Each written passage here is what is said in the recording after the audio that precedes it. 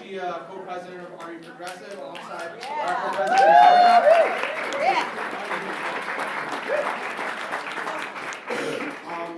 So this entire event was actually started in collaboration with Our Revolution alongside Are You Progressive, Our Revolution, the national chapter, and Our Revolution in New Jersey.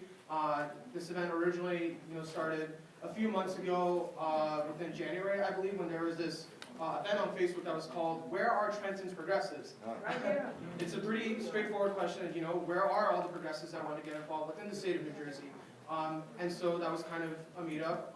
It was in a bar, which is cool because a lot of the revolutions really did start in a bar. I mean, if you look at the American Revolution, it's a fact. You can pretty much look it up.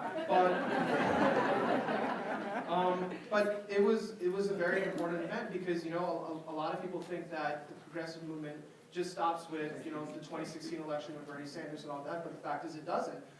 Bernie Sanders started something very real, something there where regular folks, just like you and me, don't necessarily have to be very involved in politics, but we know that what is happening right now is not satisfying for the common people.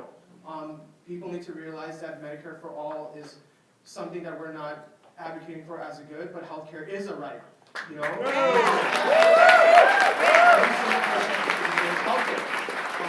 Every single person deserves a living wage of $15 an hour.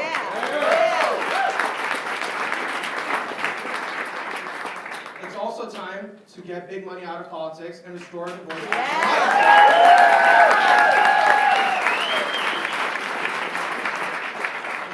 there are countless issues going on and on and on, but I just include the environment, pro-choice. There's countless issues that we as progressives care about. But I really want to just briefly mention something that Nina talked about earlier when I was talking to her on the side, is that we as progressives care about these issues and we know what the issues are. But the thing is that we know that the machine exists, but we have to be organized about this. We can't just tell the machine to give what we want. We have to be organized. Power is sitting there. We have to take the power from there. So I just want to thank Nina Turner for coming here today, and it's really wonderful.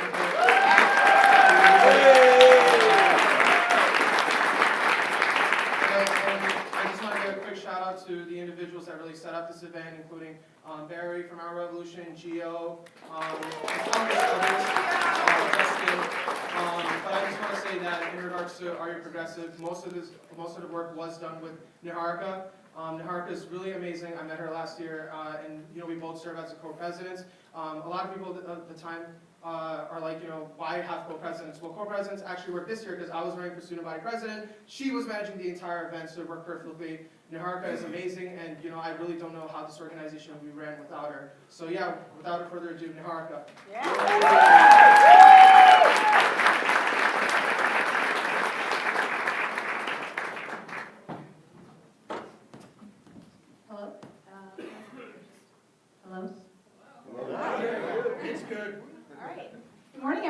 Or afternoon. My name is Niharika Thurville. Like Adil mentioned, I am one of the co-presidents of Are You Progressive. I'm here today to just get the ball rolling about the progressive movement in New Jersey, but more specifically the progressive movement at the college university level. So we've seen an upsurge in progressive political activism, or just political activism in general, since the November 2016 elections, and it was a really charged time. People were polarized. There was a lot of tension, there was a lot of movement, and we really capitalized on that. So I'm here today to just talk about Are You Progressive, the things we've done, and the challenges we have facing us. So what is Are You Progressive? Had I been giving this speech last year, I would have said that we are a group of students that just want to make political change. But because I'm giving this speech to you today, I'm going to say that Are You Progressive is a group of passionate individuals that are incredibly passionate about making change, about making equality, about bringing change for equality, about working with elected officials, working with officials who want to be elected, working with local groups, and just trying to make the world a better place, as cheesy as it sounds. And Are You Progressive is not just for students. We have members that are in college, out of college, much older than we are, much younger than we are. It's a truly inclusive group. We don't consider ourselves a student organization in the typical sense. because we are not limited only to students. I also just wanted to share a little bit of good news. So for over a year and a half, we've been wanting to become an Our Revolution chapter. And we've been working, communicating with people at the national level, trying to make this happen. And just 2 days ago, on Wednesday night, we got the invitation to become the first Our Revolution campus chapter in the state of New Jersey.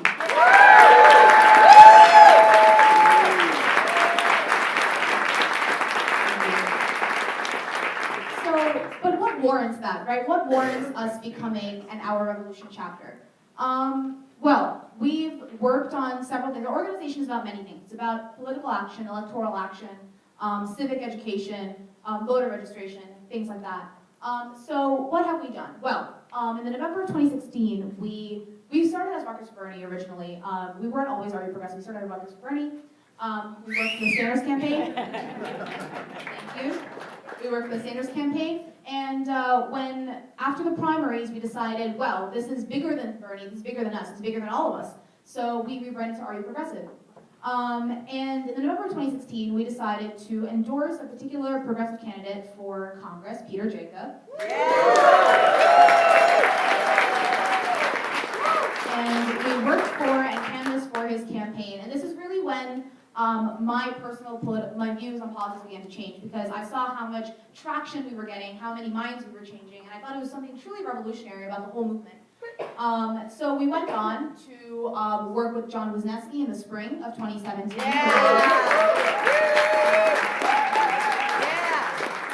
We currently have endorsed Peter again for Congress, and we've also endorsed a current member of ours, Nancy Love, who is running for Board of Education in New Brunswick. And she's there to bring about progressive political change at the most local of levels, the city that we call home, the city that we study in, the city that we play in. So what else have we done? We've also had several members run for county and state committee. We've had several wins amongst us. We have Ben Silva, who is part of the state committee. We have Sean McCord, who is part of the county committee, Piscataway County, if I'm not wrong. And many, many more people who, we've had countless wins, and etc. So, but then this makes us sound a little exclusive. It makes us sound like we only exist for quote unquote politically educated, politically active. But we wanted to be accessible. We wanted to make sure that even people who are new to politics and wanted to get involved down and dirty could do so. And so we've held this spring semester. We launched a line of workshops. Civic education workshops, and we've held 2 so far, and they were wildly successful. We had a Debate 101 workshop hosted by Are You Progressive alum Zach, and an Organizing 101 workshop wherein the former RUSA student body president, Matt Cordiero, came in and gave us a little quick lesson on how to organize, how to gain traction, how to gain people, how to get people to join your movement. And these were immensely helpful because not only did they draw in new participants to our organization, but they also instilled in us lessons that we think are so valuable to being a progressive, because this is primarily a grassroots movement. We don't have the help of the machines, we don't have the help of the establishment, we don't have the help of corporate lobbyists. This is all us, and so it's on us to take up this responsibility and learn these lessons so we can impart them to others. Additionally, we think that local government is incredibly important, but we also think that student government is just as important. So as Adil mentioned, he ran for student body president, I ran for university senate, and while most of our ticket didn't make it, I did get elected to the Senate, so I will be there.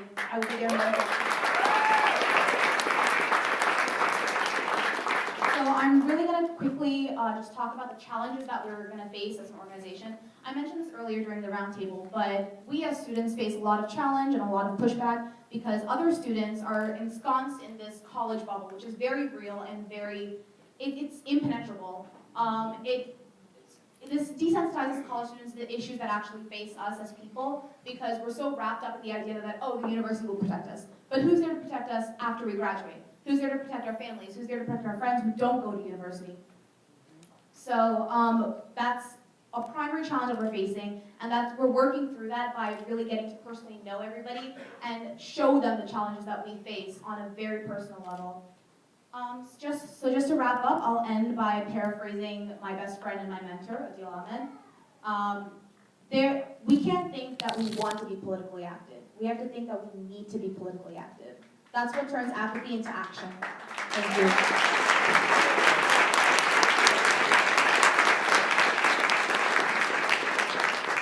So following this, we're going to have Barry Brendel speak.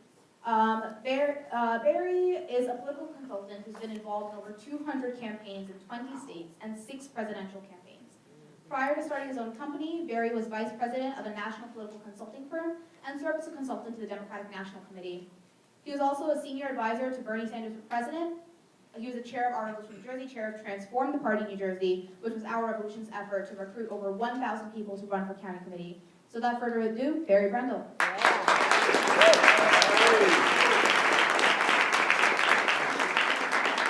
Hello.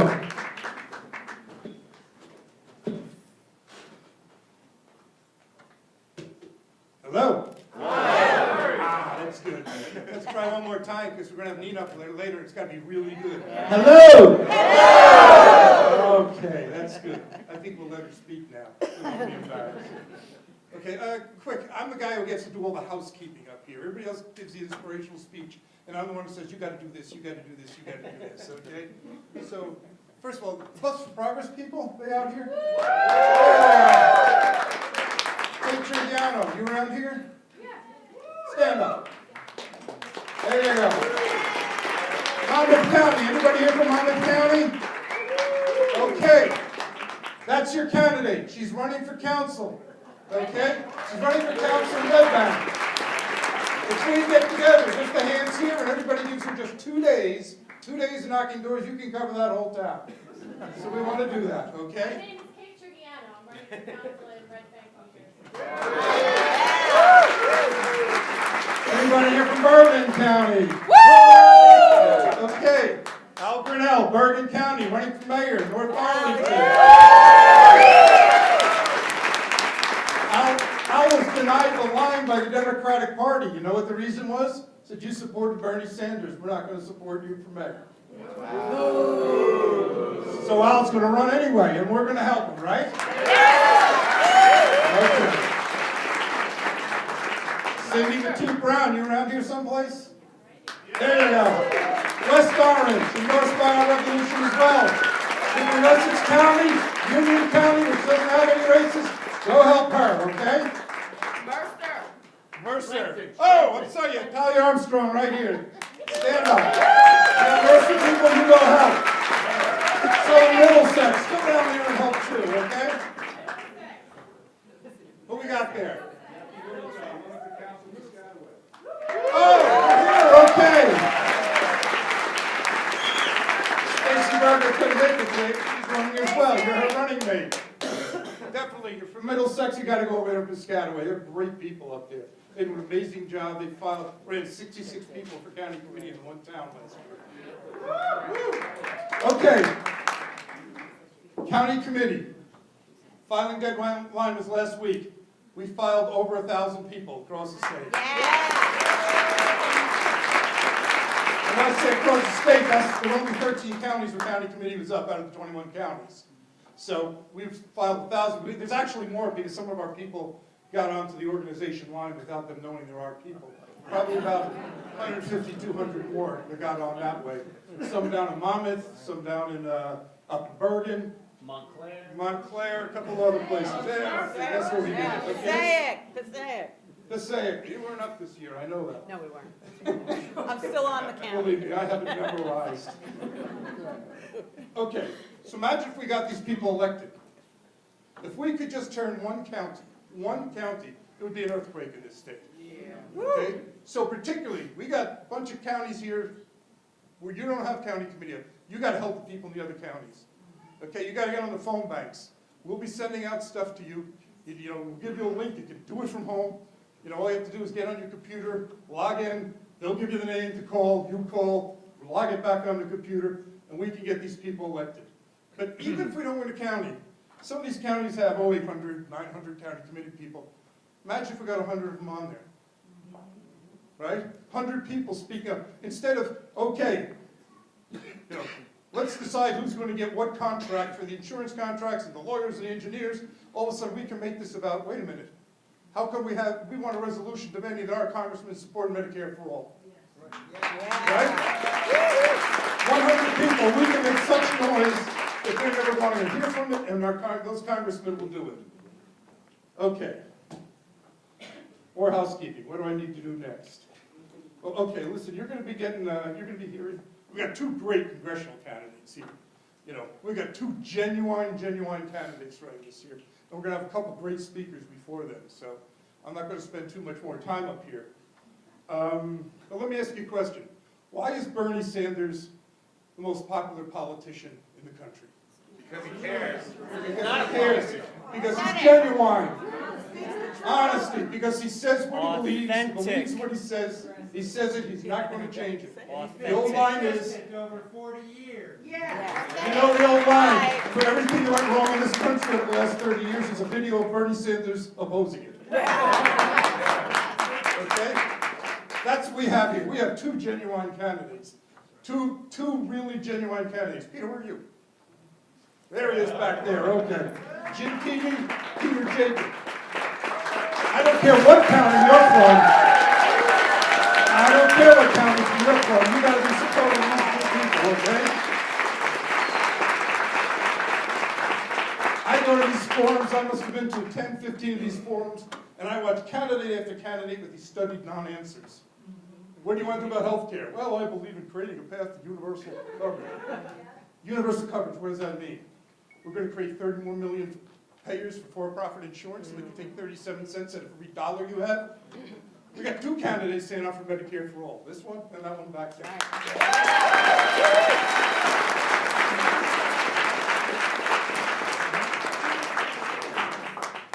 Okay.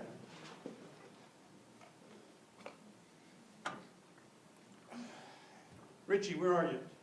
Here's Richie. Richie can tell you at the Democratic Convention 2 years ago, I was walking around a reception at night, and all of a sudden I grabbed him and said, hey, come here, you're about to meet the real deal.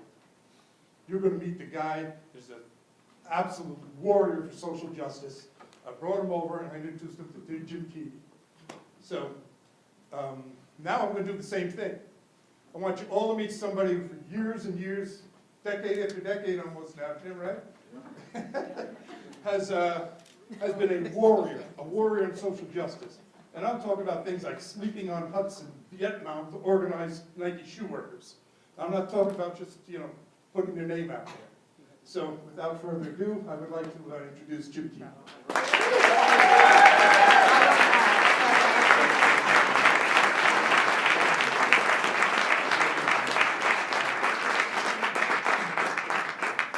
Give it up for Barry again, please. So the first thing I like to do, where did the deal go?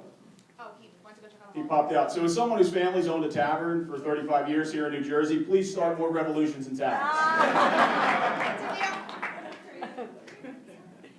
So my name is Jim Keating, and I am running for the United States House of Representatives to represent the people of New Jersey's fighting 4th District.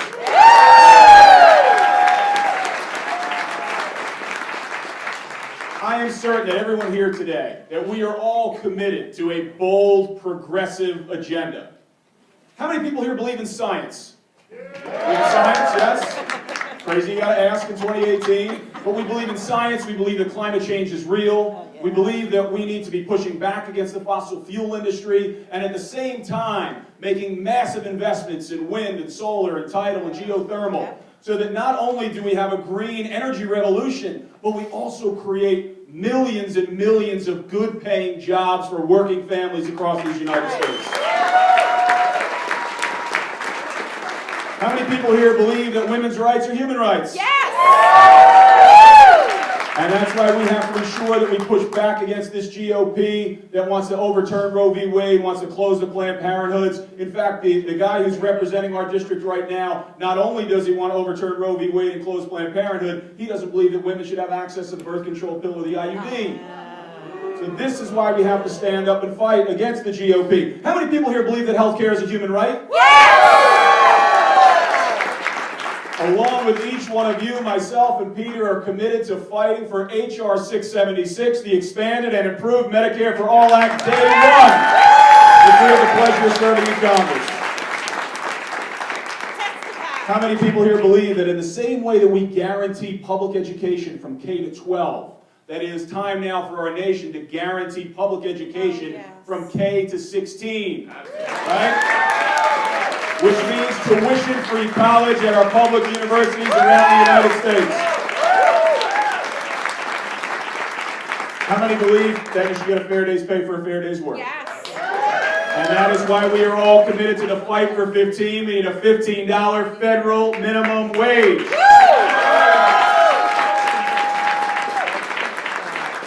How many believe that we need federal common sense gun safety legislation? And we are seeing the youth of our nation be the conscience of our nation on this issue, and they will lead us to the promised land on this, forcing us to push back against the NRA and making sure we get that legislation in place so that kids can go to school and feel safe and not be afraid they're going to be dodging bullets on any given day. And how many of you believe that we need to get the big money out of politics? We need to take back our democracy from the big corporations and the billionaires and put the power back in the hands of the people. Now, how many of you believe this stuff in 2016? Believe it in 2016 as well? Yes. And how many of you volunteered for Senator Sanders in 2016? All right. I was lucky enough to be a delegate for Senator Sanders at the National Convention. I was actually in the 3% of people who knew who Bernie was before he started running for president. I was lucky enough to meet Bernie. Back in 2001, he was the keynote speaker, and I was a featured presenter at a conference on labor rights for 8th graders in Brattleboro, Vermont. And what I love about Senator Sanders, the same stuff he was preaching to those 8th graders 17 years ago is the same stuff he is saying today. It's that consistency, that authenticity, the commitment to the bold progressive values that we all share that gets us back in these rooms. But what I also love about Bernie is that he recognized that this is not about a man or a woman, that this is about a movement. It's not about trying to capture a moment and ride a blue wave in 2018. It's about building a bold, progressive, unapologetic movement to take back power from the oligarchs and put it in the hands of the American people.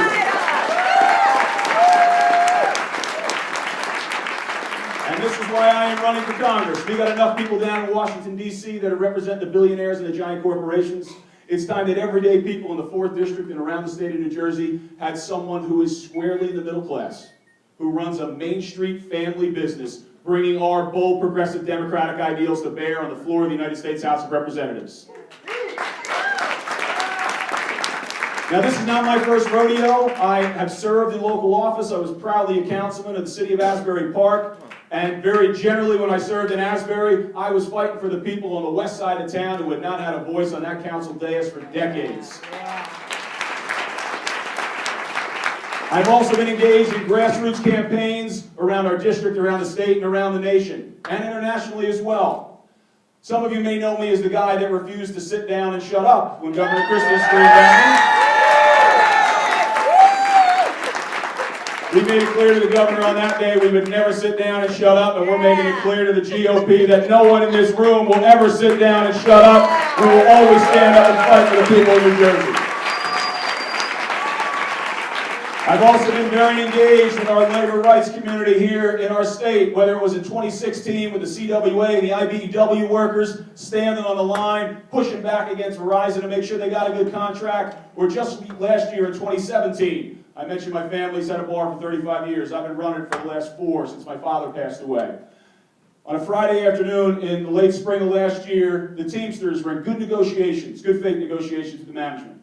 And on a Friday afternoon, by fiat, the management cut negotiations, cut their pay, ended their health benefits, 5 o'clock on a Friday afternoon. I was the first bar owner in the state of New Jersey that refused deliveries from the scab drivers that were driving around the door in forced products.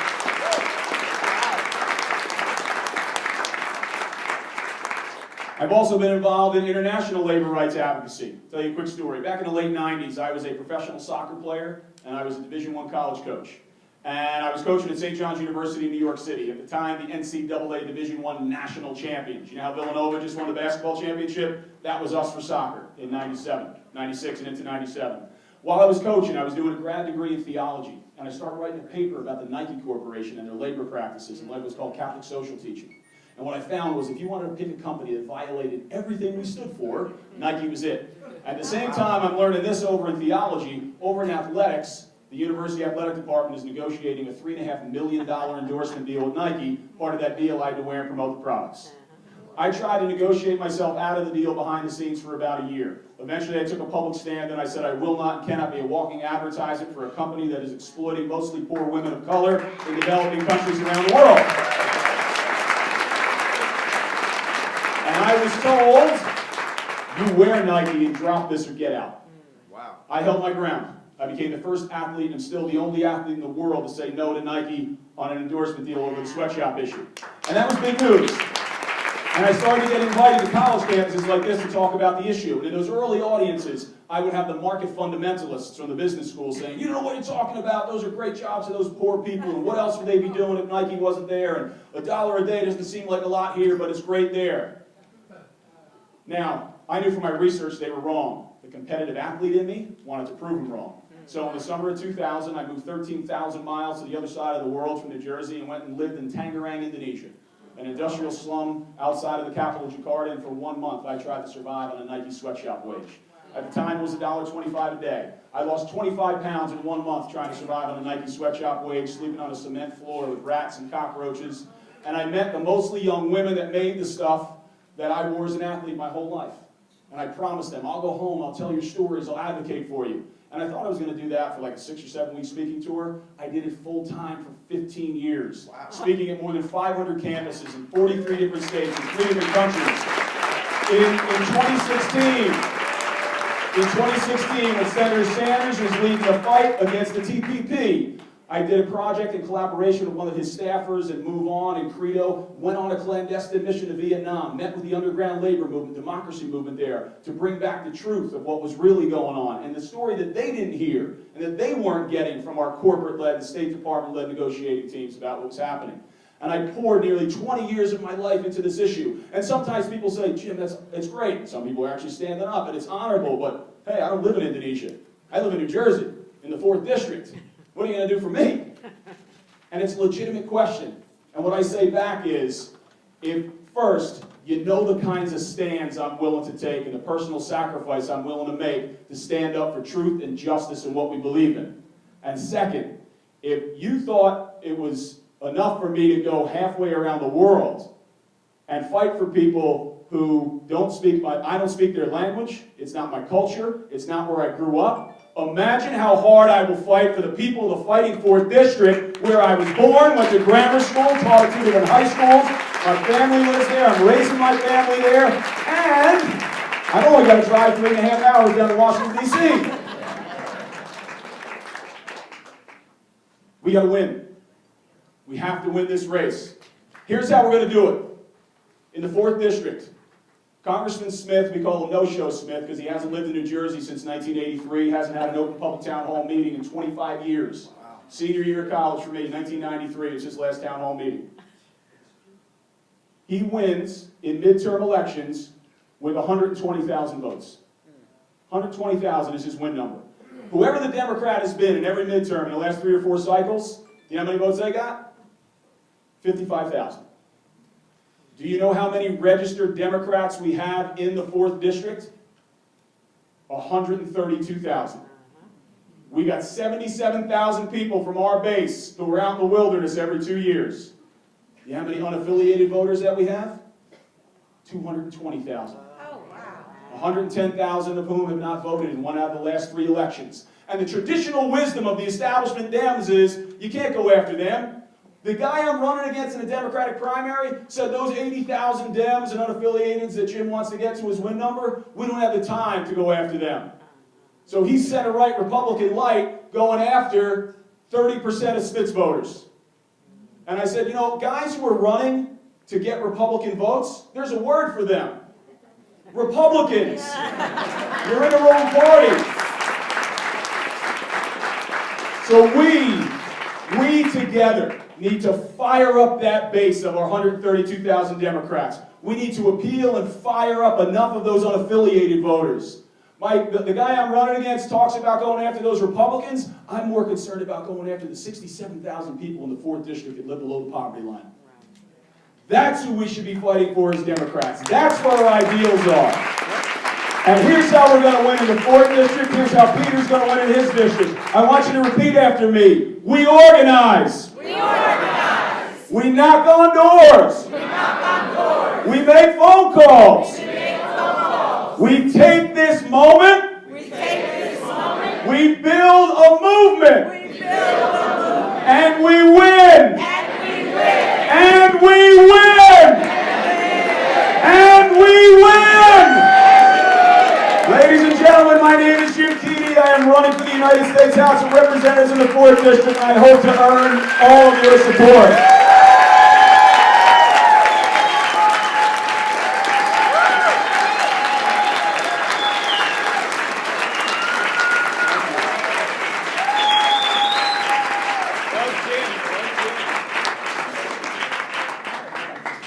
Now it is my distinct honor. Oh, sure. And I'm scanning the crowd here. You're up next? I thought Aunt Lily was up next. No, All right, so the order got shuffled. Yeah. Justin, I'm going to let you introduce yourself. Let's hear it for Justin!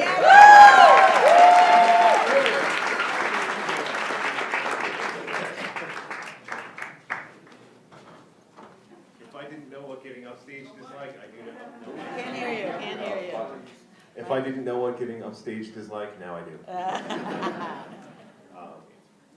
Hello, everybody. Hello. It's an honor to be here in support of Peter Jacob and progressive politics in the state of New Jersey.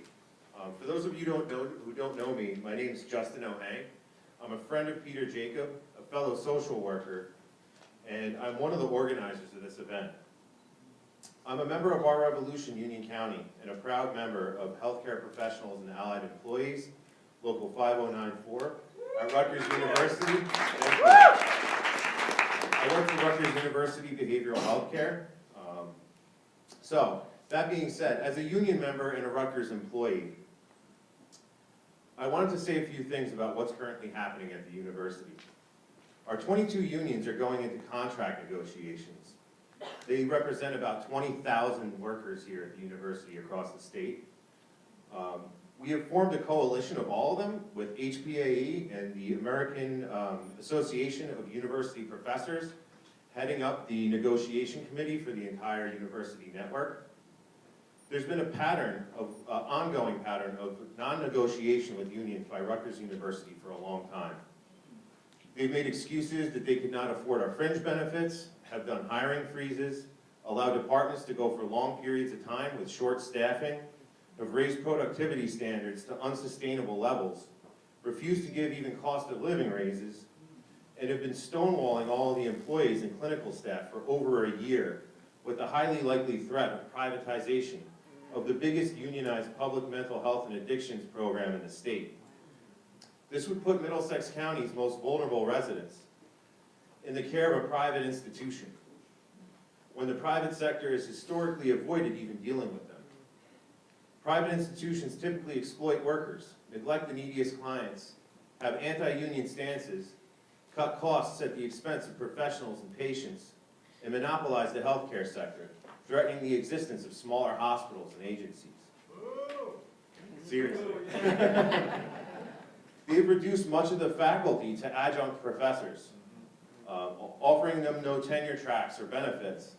They pay them substandard wages and continue to increase the cost of tuition regularly. In response to all of these misdeeds, shady deals, and injustices, the unions are garnering more support by bargaining for the common good of all employees and students in the Rutgers University network. We're demanding a $15 minimum wage university-wide.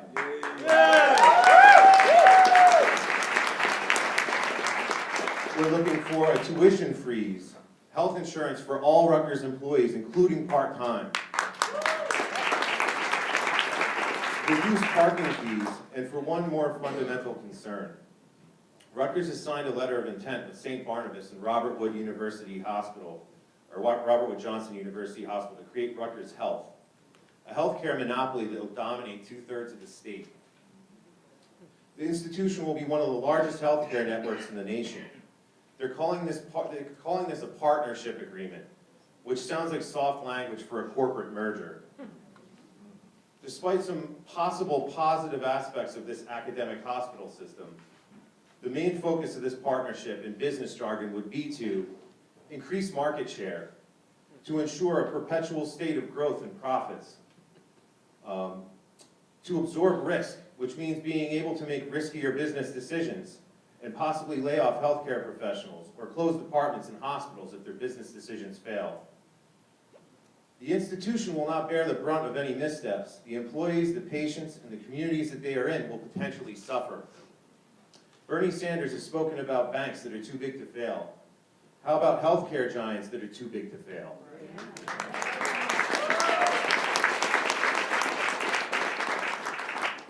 These backroom meetings need to be made public, and we need to fight at all costs to preserve the public sector and public sector unions from creeping privatization, attacks from the Koch brothers, the Supreme Court, and think tanks like the Heritage Foundation, the Cato Institute, and the Freedom Foundation.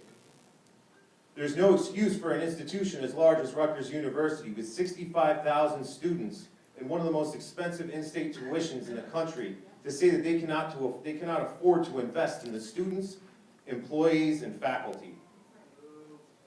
Rutgers has been exposed in the Paradise Papers for offshoring over $100 million in Bermuda. Wow. Look it up, NJ.com. Wow. There's no excuse for Rutgers, who spent $2 billion in capital investments and development in the past year, to say that they need to keep increasing tuition costs.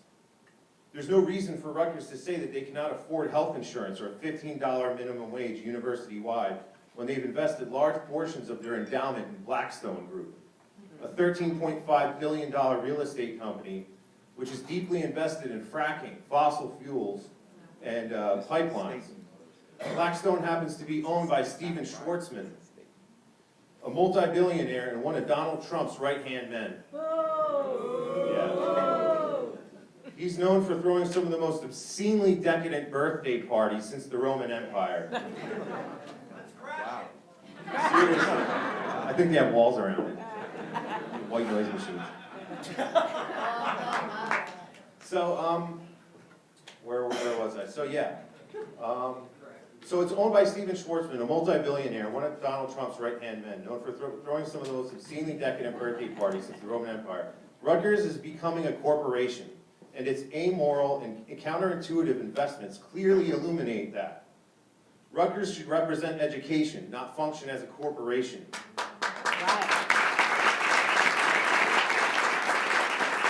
Public institutions are quickly becoming a thing of the past, and we must take a stand to preserve the ethics and dignity of public service and higher education. If we follow in the same steps as the teachers and public employee unions of West Virginia, Kentucky, and Oklahoma, and unify, sorry, I'm losing my place here. So, so if we join the public employee unions in West Virginia, Kentucky, and Oklahoma and unify against the ongoing efforts of the 1%, we will show the nation that it is not only that public servants make this country run, but we also have strength in numbers, and that we will not back down in the face of unregulated, self-destructive, and unsustainable free market capitalism, and that we will have the chance to take our country back. Through hard work, courage, and determination, and pure will, we can return to a country that's for the people and by the people. Let's bring back the labor movement.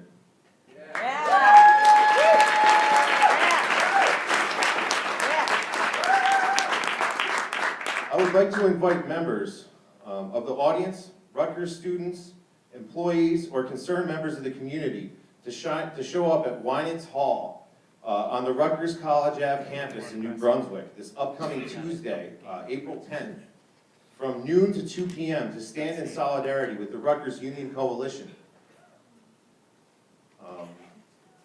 Please come and show support for our fight for the common good of the Rutgers community. Now, it is my true honor to introduce a legend in New Jersey activism, grassroots progressive organizing, and a graduate of Princeton University, a champion for the African American community, and the youngest school board member in New Jersey state history, it is my distinguished honor to introduce the chairman of the People's Organization for Progress, humanitarian, human rights activist, and lecturer, among many other accolades. Please give a round of applause for Mr. Lawrence Ham.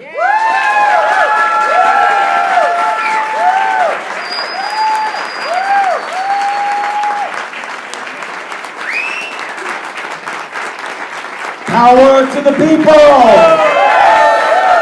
Power to the people! Power to the people!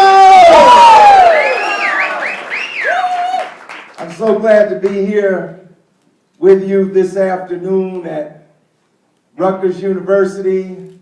I want to let you know that I'm a proud parent of 3 daughters graduating from the Rutgers school system.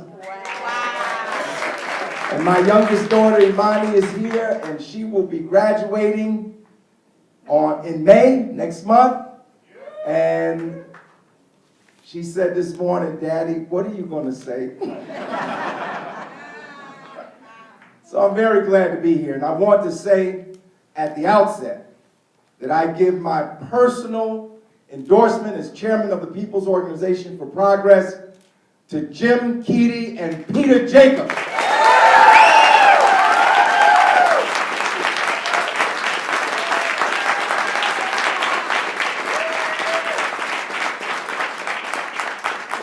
We need representatives in the Congress who are not part of the Millionaires Club, because that's what it is, a Millionaires Club. We need representatives that will take an uncompromising stand for the people of this country.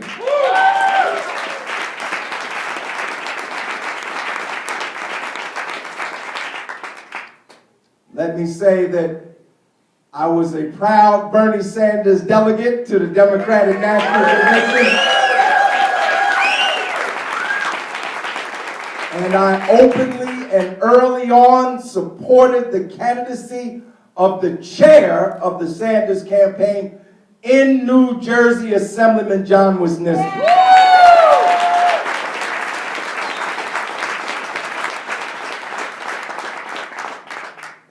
And I supported Bernie Sanders.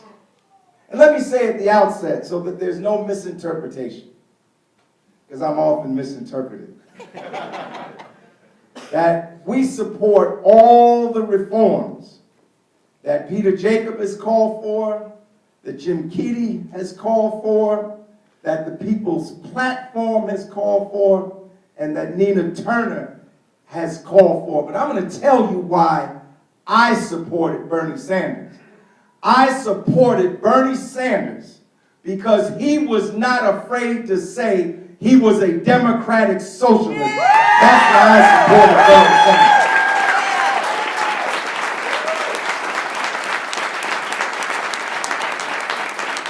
Sanders. And I supported Bernie Sanders because he stood in front of television cameras that broadcast his message to the entire country and even the world. And at that moment that he said, we need a political revolution in America, he had my support for Bernie Sanders. Yes, sir.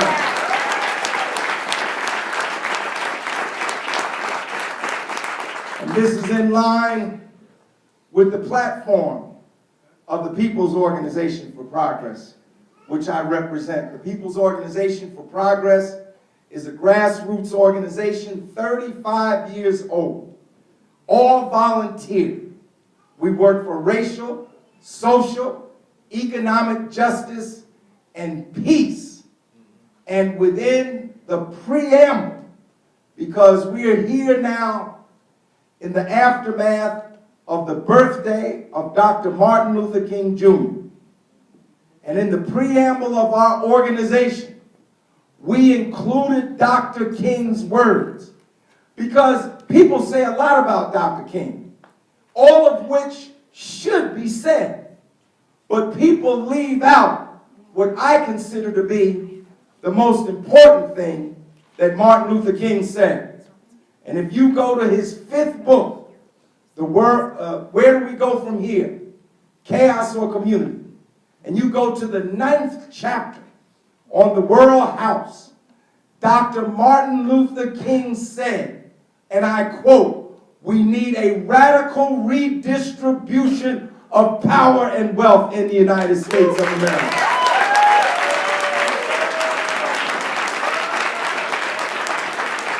And more than this, if that wasn't clear enough, Dr. King said in that book in 1966 that we need a radical transformation of our socioeconomic system.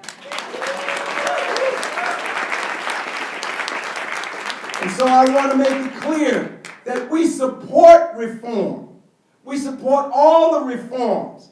But I tell you this, friends, we need a system not only that flings coins to poor people, we need a system that does not create poverty.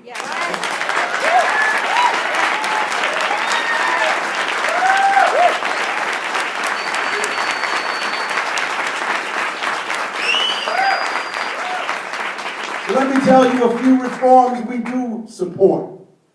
Since the death of Martin Luther King in 1968, when he was assassinated, he didn't die in his sleep.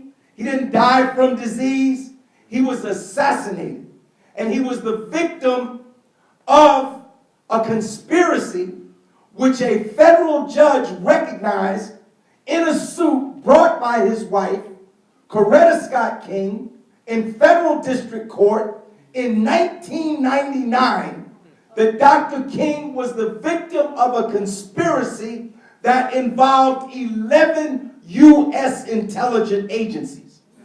And why were all these intelligence agencies and the FBI hounding and pushing and trying to destroy Martin Luther King, who was a target of the COINTELPRO program of the FBI?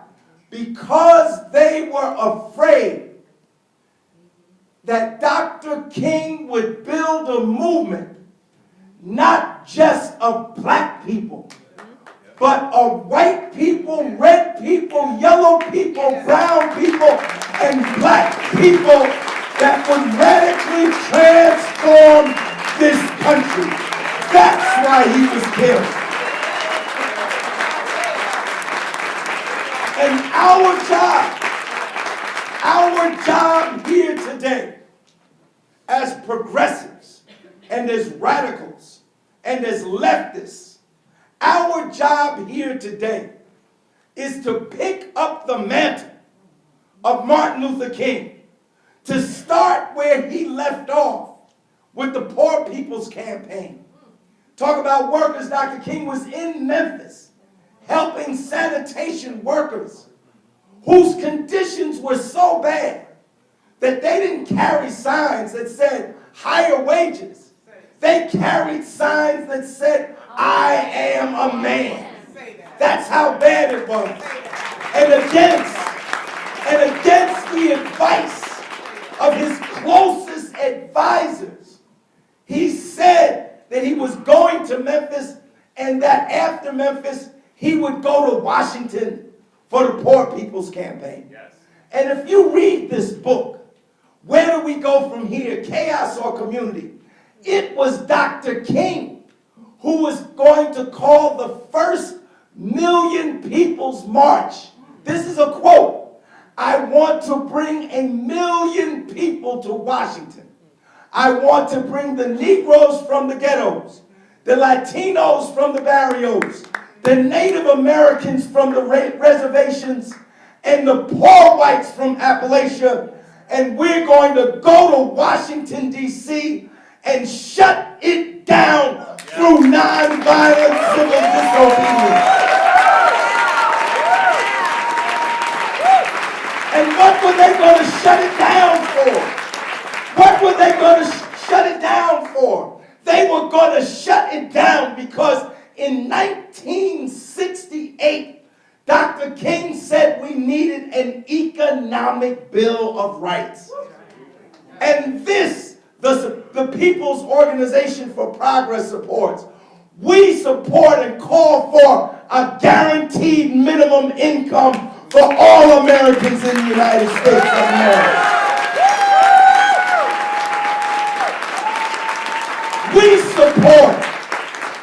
We support national universal single payer health care, Medicare for all. We support jobs, $15 minimum wage. We support that struggle. But we say more than that. We say every American worker should have a living wage. Nobody should have to work more than 40 hours a week to support themselves and their families. A living wage, not a minimum wage, a living wage. We call for a federal national jobs program to put the millions of people unemployed in this country back to work just like FDR did in 1936.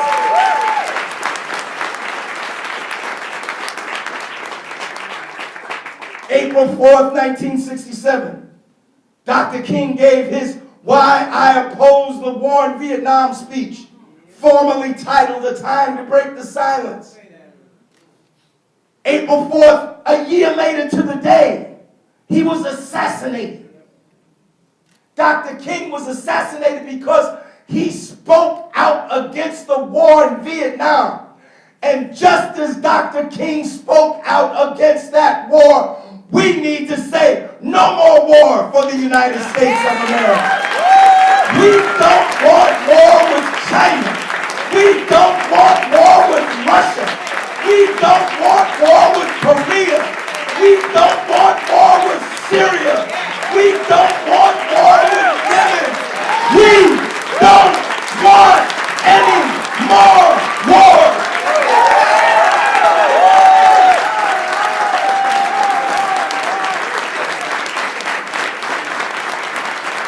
We say, bring the troops home. Bring them all home. President Obama, who I supported in 2008 and who I voted for in 2012, did not end the war in Afghanistan, which he said was the unjust one. And thousands of troops are still in Iraq. Bring the troops home and take the trillions that are being spent on war, spend it on housing, on jobs, on health care, on education, on the needs of the people.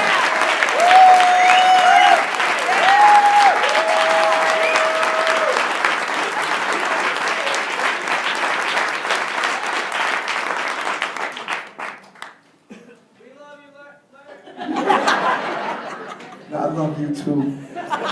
You don't know how much. We support free college education. Not only do we support free college education for all of our students, we say forgive all student debt in the United States of America.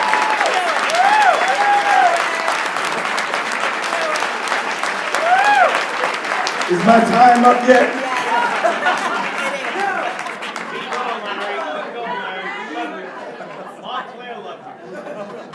I love you too. There's so much I want to say, brothers and sisters. We're having a march on April 21st for free college and an end to student debt.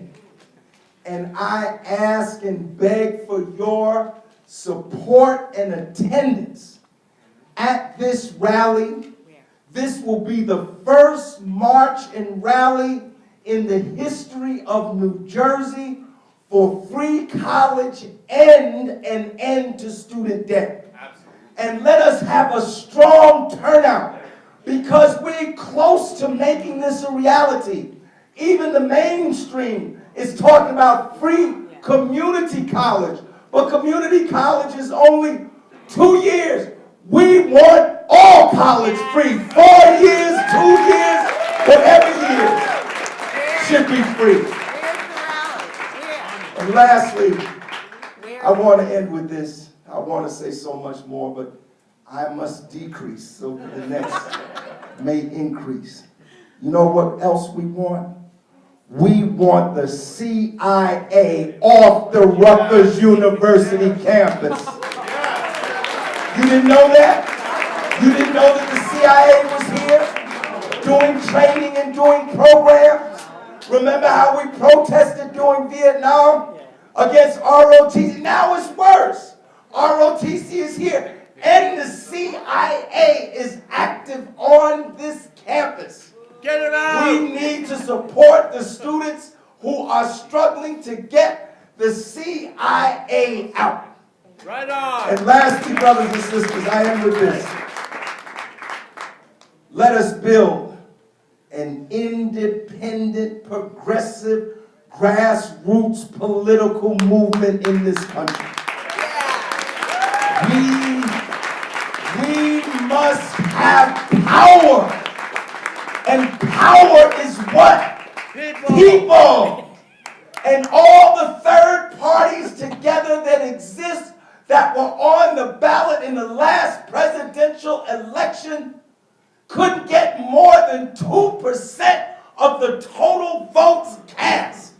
What did I love so much about the Sanders campaign? What I loved about the Sanders campaign is that it showed millions, and it showed that millions and millions and millions of Americans want a progressive agenda in this country. They want that, and we'll support that. And finally, let us work for racial justice. The People's Organization for Progress, we support H.R. 40, the reparations bill in Congress. Reparations for the descendants of Africans enslaved in the United States of America. More black people lost their homes, and poor black people, whatever wealth they have is tied up in their homes. Black people lost more wealth because we lost so many homes. During the recession, we lost more wealth than we had gained from emancipation up until 2008. Black people are still the victims of racial discrimination in this country. We're still the victims of racial violence. White supremacists go into black churches. They went into Emmanuel Dillon Roof and killed black people while they were praying. This is something I didn't even read about during the civil rights movement. They blew up black churches. This man was invited into the church. And the Nazis, my father was in World War II. My grandfather was in World War I. They fought against the Nazis. We can't let Nazis and the Klan be walking around the streets of the United States of America.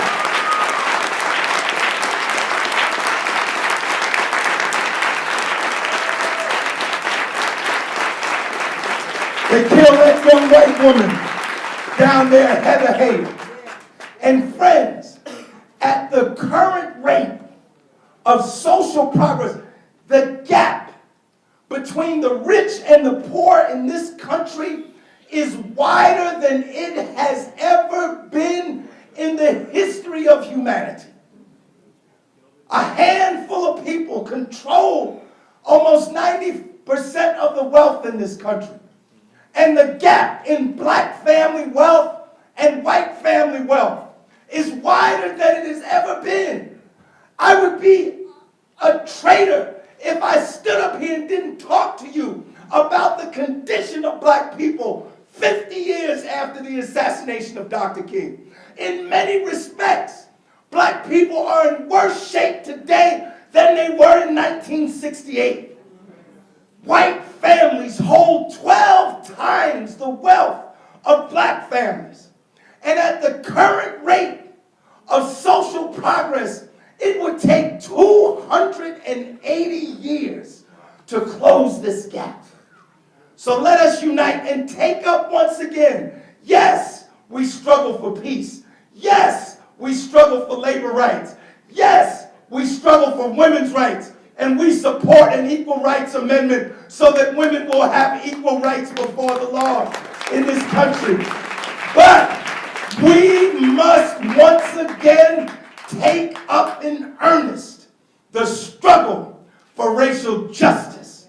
And let us work, yes, in our own environments, but let us reach across one another and build the kind of movement that generations have been waiting for. This is a country with vast wealth. We can make this a nation in which all people can prosper from it together if we unite and build a movement. Power to the people. Thank you very much.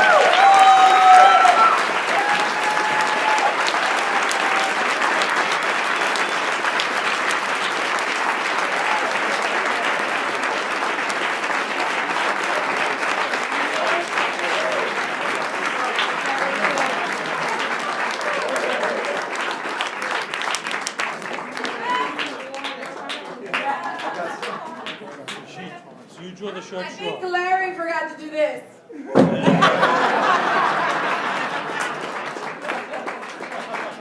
I walked in, I was like, please, please, please don't put me after Larry Ham.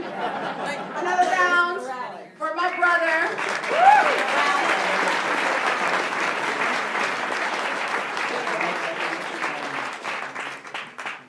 So, Larry, the question is, where's the rally? That he told us about. Yeah. Just real quick. Thank you, I'm sorry. The rally is Saturday, April 21st, 12 o'clock noon. We're gathering at the Lincoln Monument at the intersection of West Market Street and Springfield Avenue.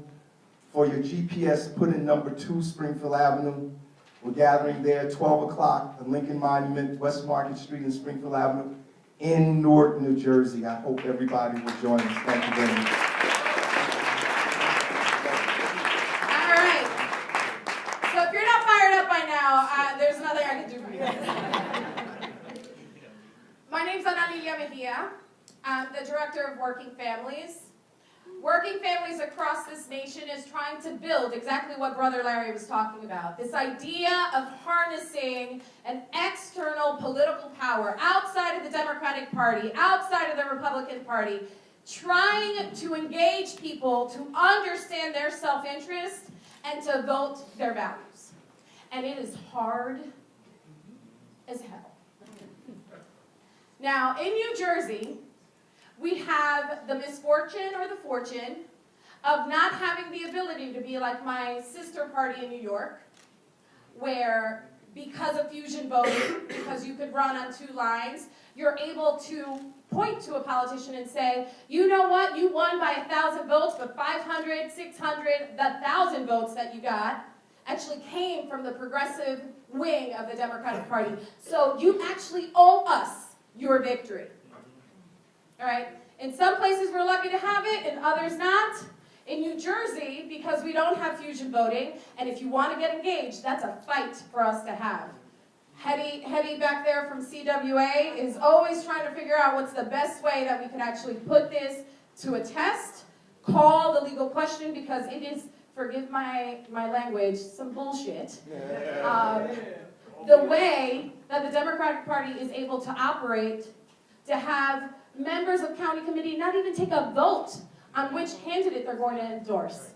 To have the head of the Essex County, Joe DiVincenzo, endorse the Republican and still get the Democratic Party line. No. Boo. Yes, the boo. Boo. So I'm going to bring it. I know congressional and you know, federal level races are sexy as hell, almost as sexy as my boots. Nope. But we have to look and act locally too. You have to be vigilant about what is happening on your block, in your town, in your legislative district, and in your state, because when everything is blowing up, when things get tough, you gotta take a moment and realize that the powers that be are throwing a hell of a lot of stuff at you so that you're paying attention to the foreclosure crisis that they're not doing anything about, to the high levels of lead. 11 cities have higher levels of lead than Flint, Michigan, and New Jersey. Wow. Right? New Jersey. In New Jersey. Wow. You're focusing, I'll give you a list later. Let's parking lot that. If you've ever been in a meeting with me, you know that I run the agenda. So, we're focused on just trying to make ends meet with the fact that in New Jersey, the minimum wage is only $8.68.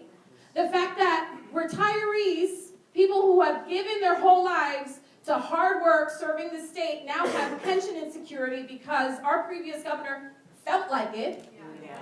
Where our schools aren't funded because, again, our previous governors from both sides of the aisle didn't feel like it, right? Because we're focusing on all those problems, and they're figuring out more ways to screw us. Yeah. Yes. So you have to be vigilant. So yes, I applaud and laud all of my brothers. I wish there were more sisters. Just saying. All of my brothers and sisters who are running for office at the federal level. But I have to tell you, please, please, please pay attention to what we're trying to do on county committee. And if you haven't done it already, you need to support our plan to get a cadre of progressives on every single county committee we can do. And one of the things, take out your cell phones, because again, when I run meetings, I tell people what to do too. I need you to text TRANSFORM to 52886. Barry forgot to say this, but now I'll do it. 52886, so that you could get LinkedIn on the work that we're going to do on county committees, so that you can volunteer. So when we were hearing about knock on doors and talk to people and make, I am having such a hard time not cursing, make shit happen, that's how you're going to engage. What's the number? Why are you making me do it? 52886, transform. Now, I'm going to cue you into, the state of play in New Jersey when it comes to the Democratic Party. I don't know if you knew this, but not all Democrats are created equal. Some of them kind of suck. And that is true at the federal level, candidates that run and represent at the federal level, as well as those locally. Right? We are in a fight in New Jersey to raise the minimum wage to $15, and it is a real fight. We have had a huge fight to ensure earned sick days for all workers, and it has been a struggle to get that done. In fact, we couldn't get the bill through without a bunch of Swiss cheese amendments to water it down. I mean, you would think allowing workers to earn the time to stay home and not sneeze in your French fries or hold your baby when they have the flu, right? Like, you would think that would make sense to Democrats, and yet they're the ones who pushed watering down amendments in this piece. Wow. Democrats are the ones that are saying that farm workers, who are predominantly Black and Latino in New Jersey, do not deserve to get a $15 minimum wage if it goes up in the state. Let's forget the fact that history already showed us that when we did that with the National Labor Relations Act and we carved out domestics and farm workers so that we could intentionally leave Black and brown workers out of the prosperity that was about to come, it hurt those communities for generations. And we're about to do that again in New Jersey because some Democrats are pushing it. Wow. Yes, boo! But like former President Obama said, booing ain't enough. You have to organize. You have to get engaged. You need to be paying attention to what your senator, your state senator, what your members of the assembly are doing. You have some actions that you could take next week. You could call your members of Senate and tell them that they must vote for earned sick days for every worker in New Jersey. Right. That bill is up on Thursday. You can make sure that it actually happens. You could also call every member of the Assembly and every member of the Senate, and you tell them that we must move automatic voter registration, and they better not even think about carving out a provision that we fought really hard to squeeze in at the 11th hour so that other agencies beyond motor vehicles can automatically register people to vote, like parole and probation offices. Right? If we're reintegrating people into society, then give them their citizenship, let them vote.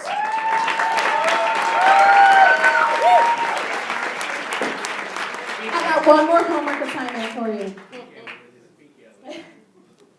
Your last homework assignment is that you really must engage locally. We love to talk to each other. We love it. It feels comfortable. I love to be amongst my people. But we have to go out and we have to be unafraid to talk to our neighbors and our family members, even the ones that we know have voted against their self-interest. I know, Nina, you said not to say that, but I'm just saying something. We must educate everyone we come in contact with. We must humanize the victims of the struggle. We must represent our brothers and sisters in spaces in which they do not have power. If we miss those opportunities, we are all screwed. We must fight every moment to educate, enlighten, and wake up everyone that lives in our nation. These are not bad people that voted for Donald Trump. Not all of them, at least. Donald Trump is a bad person, I'm sorry. Not all of them are bad people. These are people who are struggling. These are people who want to raise their families. These are people who just want a better future. And they got sold a bag of goods.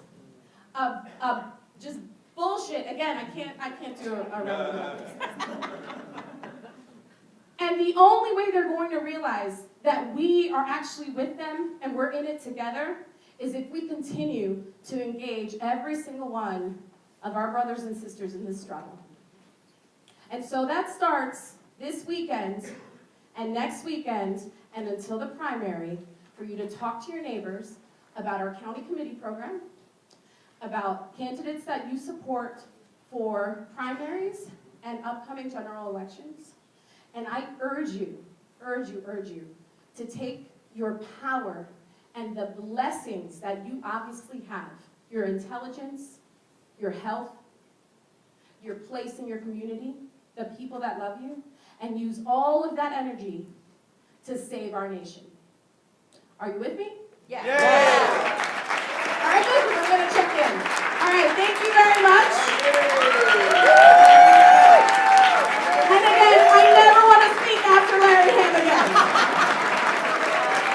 All right.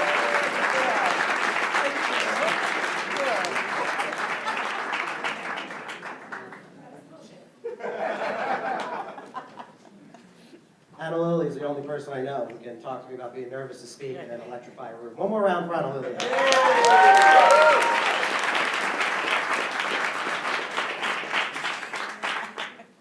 So good afternoon, everybody, and thank you for being here with us. Your presence is a testament to your commitment to being engaged in the political process, but also the political revolution. And you all deserve a round of applause for showing up in the past, showing up today, and more importantly, committing to showing up tomorrow, next week, next election, and next year, and all the way until we achieve a social democracy that represents all of us. It's an honor to be among such incredible activists and speakers today. Luckily, I have the fortune to be able to say that all of our speakers are, in fact, incredible activists. And I guess that's what happens when passion meets involvement meets the progressive movement. So as previously stated, my name is Justin Goldsman, and I have the honor to serve as the founder and chair of the Essex County, New Jersey chapter of Our Revolution.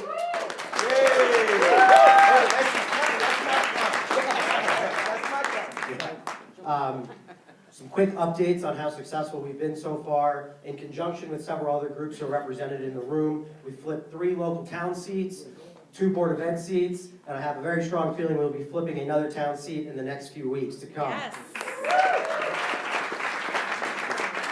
So our organization is one that stands to fight to ensure that our society leaves no one behind, but instead pulls us all forward together toward a future and society that we all deserve and can thrive in. That society, one that demands racial, social, gender, economic, and environmental justice, is not only possible, but on the very attainable horizon because of the incredible individuals in this room. Give yourselves another round of applause.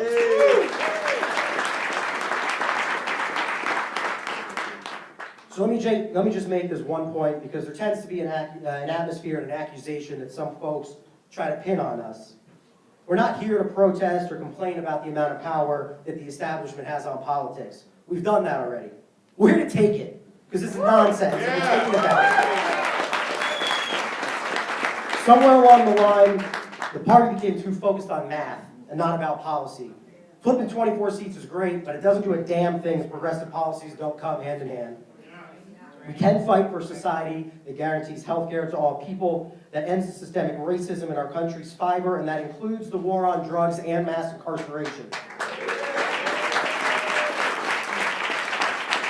We can guarantee that democracy is open and the political process is given an equal opportunity to all people. As a veteran of the Standing Rock movement, fighting for our Native brothers and sisters as well as our clean water must be a top priority. Yes. And if you think all these things are a shot in the dark, the majority of all Americans now support Medicare for all, they believe in climate change, they want action on DACA, and they want to end Citizens United. It is time our parties listen to the people, not their statisticians and failing pollsters, and allow our candidates to stand powerful, passionate, and progressive in fair, uninterrupted primaries. Yes.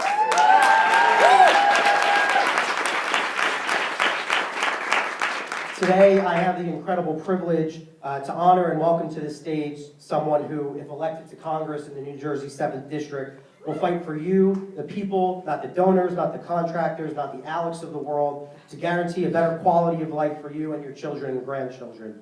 A licensed social worker for one of the best programs in the country and a small business representative, a son of immigrants, Peter is an embodiment of this great state.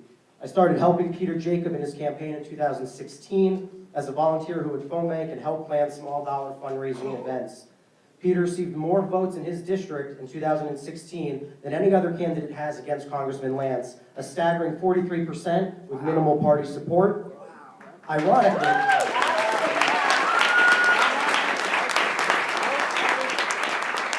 Ironically, despite his incredibly successful campaign, there seems to be an all too familiar reluctance to acknowledge such success from the party bosses. In the summer of 2017, I worked on Peter's campaign and I got to know him even better.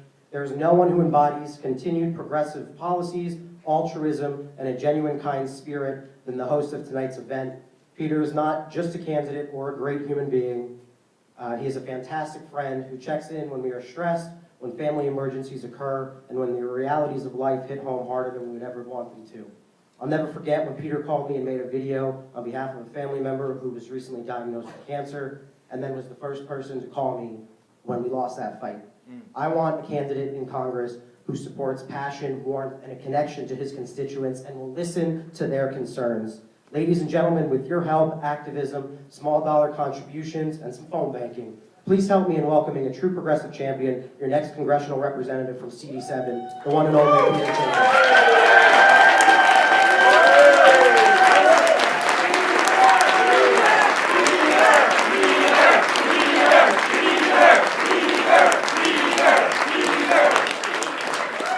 Thank you. You know, you gotta hear Nina out there. So. Good people of New Jersey, my fellow revolutionaries, thank you all for being here. Now, they gotta hear us throughout the state of New Jersey.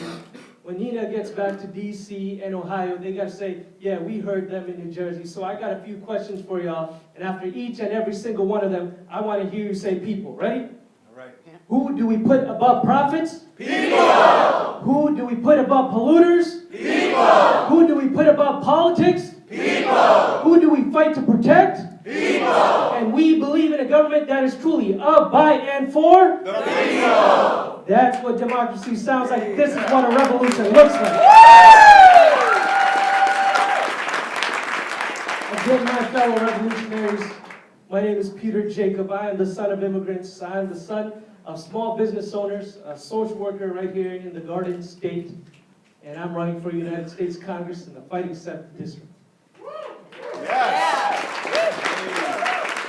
You see, when Senator Sanders said, enough is enough, everybody could do that. That we need a democracy and an economy that works for each and every single one of us, and it takes a political revolution to make it happen. They smeared him. They laughed at us. They scoffed at us. They said, a revolution is too radical. It won't happen. Stop being a romantic. It's impossible. Did they forget? Did they forget that we threw a tea party for the British oligarchs and monarchs? Did they forget that we overturned and brought down plantation owners and the robber barons in this country? Did they forget a president by the name of Franklin Delano Roosevelt took to task the 1% whom he called the economic royalists and ran them out of town? Who created the Great Depression? Same folks who created the Great Recession today? Did they forget? I think so. I think so. But we stand here today in solidarity to remind them, to remind the Koch brothers, the Mercers, the Adelsons, the Bezoses, to remind Big Pharma, Big Telecom, Big Oil, and the big banks, to remind the Trumps that this is a government that is truly of, by, and for the people. Folks, the problem that fundamentally exists is that we have conceded to the wealthiest folks in our country. And power concedes nothing except the fear and disruption of the status quo. We have surrendered our freedoms and democracy to ExxonMobil, to Walmart, to Wall Street. And the battle to retrieve our democracy and freedom is called a political revolution. And we are fighting to do that today. This is not just a rally. This is a call to action. Because we care about the future of our nation. We care about our children and grandchildren and those who come after us. If you care about America, you care that there are those who work 2 or 3 jobs. The fact that wages have been stagnant for the past 34 years.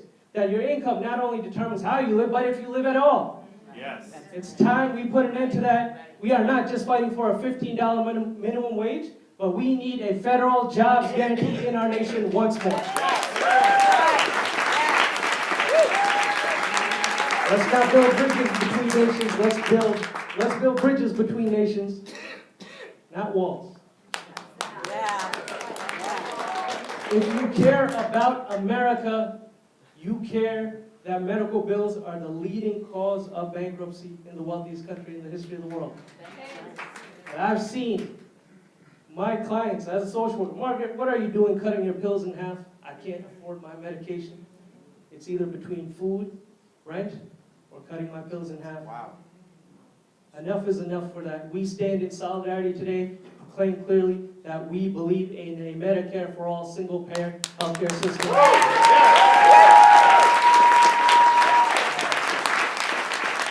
Because GoFundMe should not do more than the government does to serve its people. Yes. If you care about America, you care about the climate crisis, you care that there are those who pollute our land, air, and water, and we taxpayers bail them out through subsidies in the billions of billions every single year. We will put an end to that. We will ensure, right here in New Jersey, we bring back the investment to put people to work because we could tap into offshore, onshore, solar, geothermal, tidal, you name it, we could do it here. They call it the Garden State. Let's live up to that name and turn it green.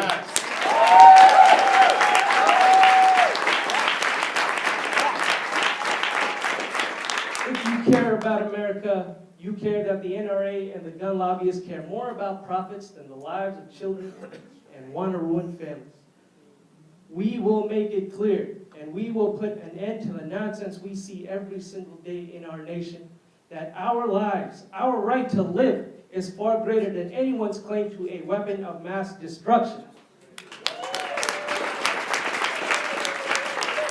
If you care about America, let's take it a step further. You care that we drop bombs on nations we will never visit, on children no different from our own in places like Yemen, in places like Iraq, and places like Gaza. Yeah, I said it.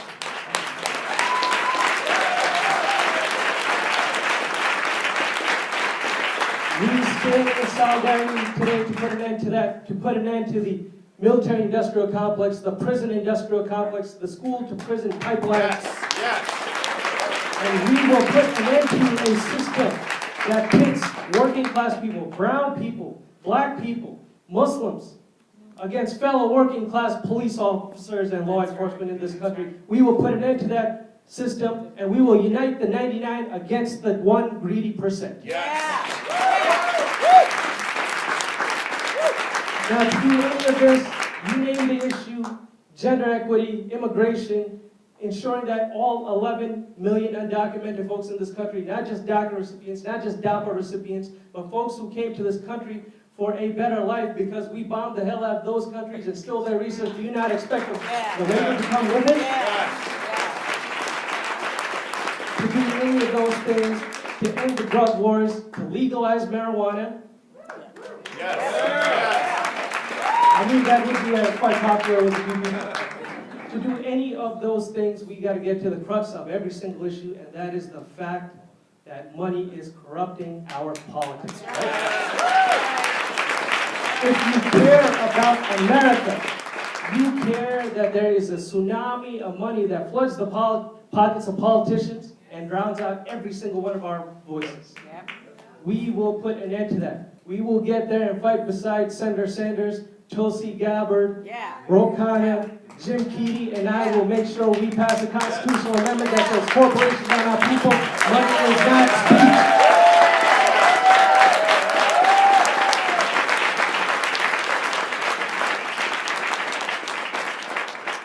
But folks, I got to level with you. One thing that is not on our side that the original revolutionaries had is time. We do not have the luxury of time. The climate crisis. We're facing the 6th mass extinction.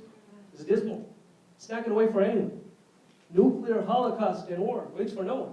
The authoritarians and fascists, they are marching in the street, and they wait for no one. We have to be the voice for the people.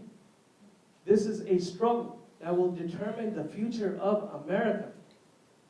We need you to get out and get active. We are 60 days to election. Every single phone call you make, every dollar you donate, every door you knock, every letter that you write in ink or on digital, every single family member that you speak to makes a world of a difference. Let them know what you saw today, because the political revolution starts right here at this moment and onward.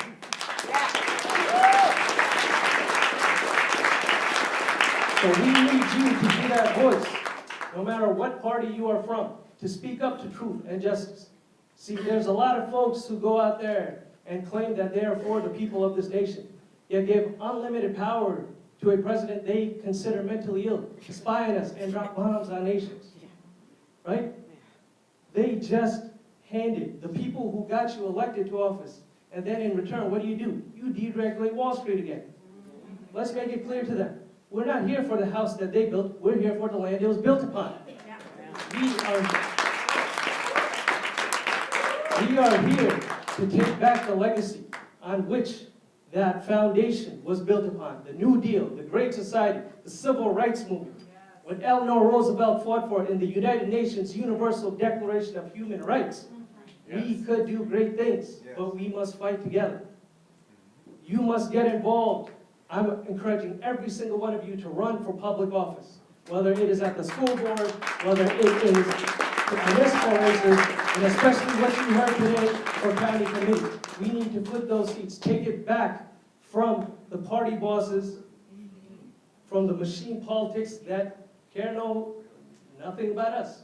We need to stand up to elected power and the unelected power behind them. That's right.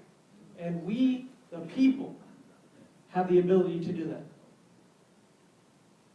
But every single revolution in history has great leadership.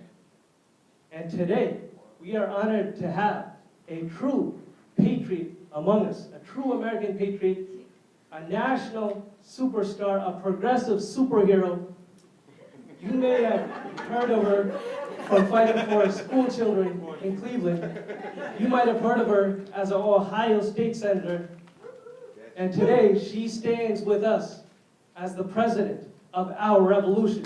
Let me welcome Senator Nina Turner. Get on your feet.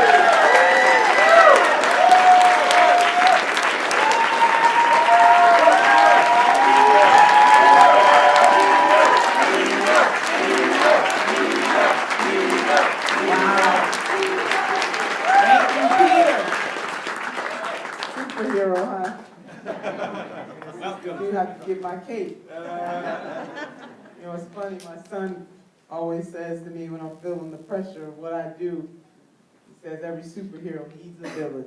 So I got lots and lots of villains out there. Let me tell you. Man, New Jersey, it's such a pleasure to be here with you this afternoon. If all hearts and minds are clear, Yes.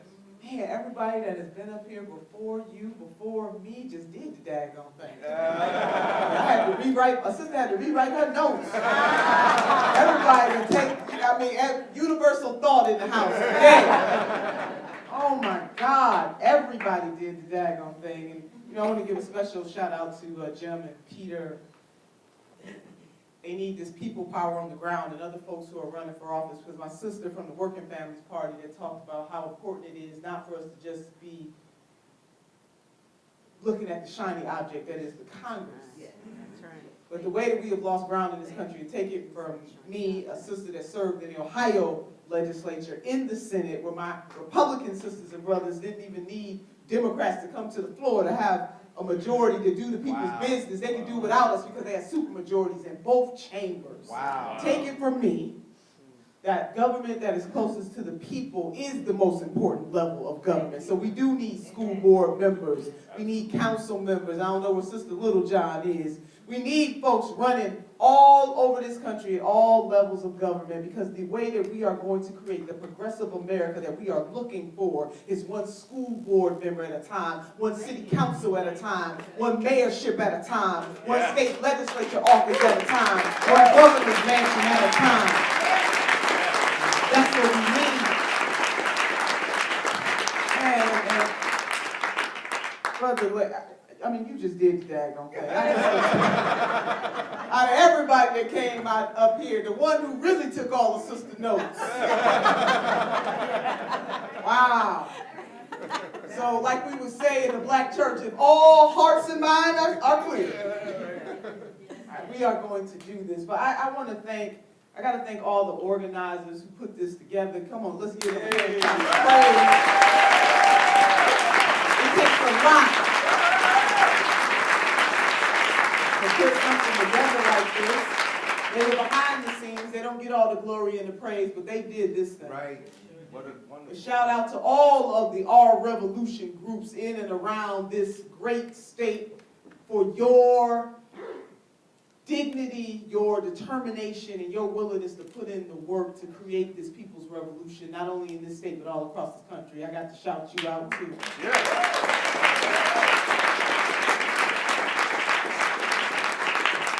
You guys wanted me to shout out the Bernie delegates in the House. All the Sanders delegates in the House. Thank you for all that you did in 2016 and all that you had to endure at that non-democratic party convention. Thank you. Thank you, thank you, thank you. And to Roger and Tony, a couple I met, I asked them, I said, what matters to you? They said income and wealth, justice. Thank you for that. We need more people to care about that. And as our dear brother laid out, that we do need our white progressives, and I am talking to my white sisters and brothers in this room, to understand the burden of race in this country. Yes. Yes. And that being poor is poor. Right. No matter what walk of life you are from, no matter what your phenotype is, when you are poor, you are poor. But we need to recognize as a coalition of black, brown, white, red, yellow, the mosaic of humanity, we do need to come together and have a coming to Jesus meeting about the racialized nature of poverty. Yes. We can do all of that. As I have traveled across this country, I have met my sisters and brothers in rural parts of this country where most of the rural population is white, struggling every single day. Wow.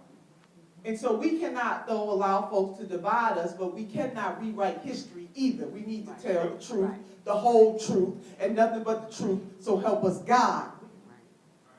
About the inequities in this country and the fact that if you are black, if you are brown, if you are red, that your struggle is a little greater. You see, there's a difference between equality and equity. Well, We are fighting for equality, but in that fight for equality, we got to put a little equity in that thing. right. Because equity says that you may need a little more than me, and I'm willing to sacrifice to get it to you so that I can get you to equality.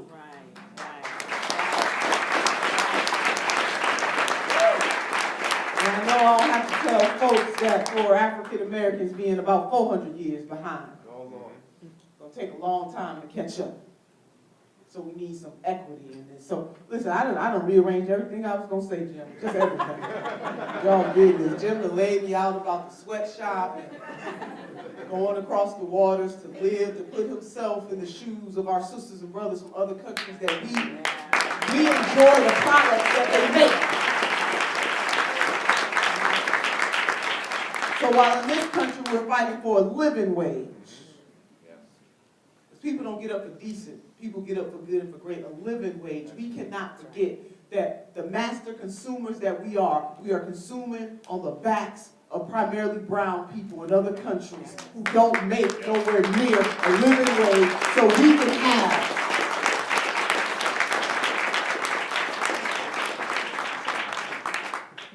So I just bring you word today because, I just want to put the icing on the cake.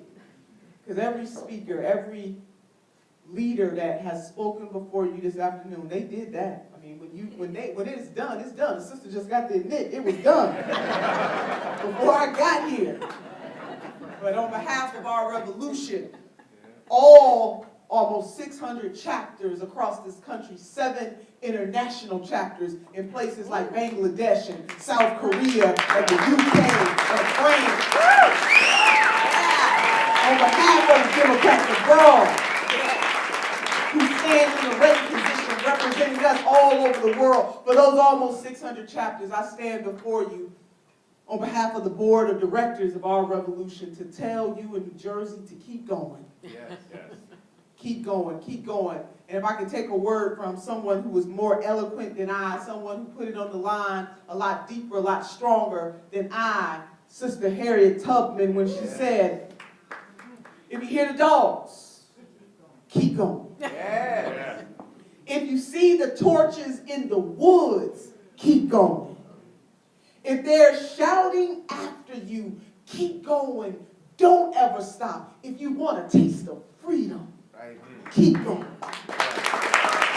That's what we're fighting for. Because we do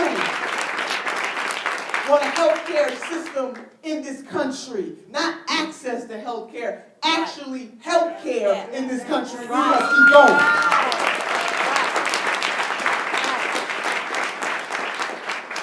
If we want a living wage, That's right. we must keep going.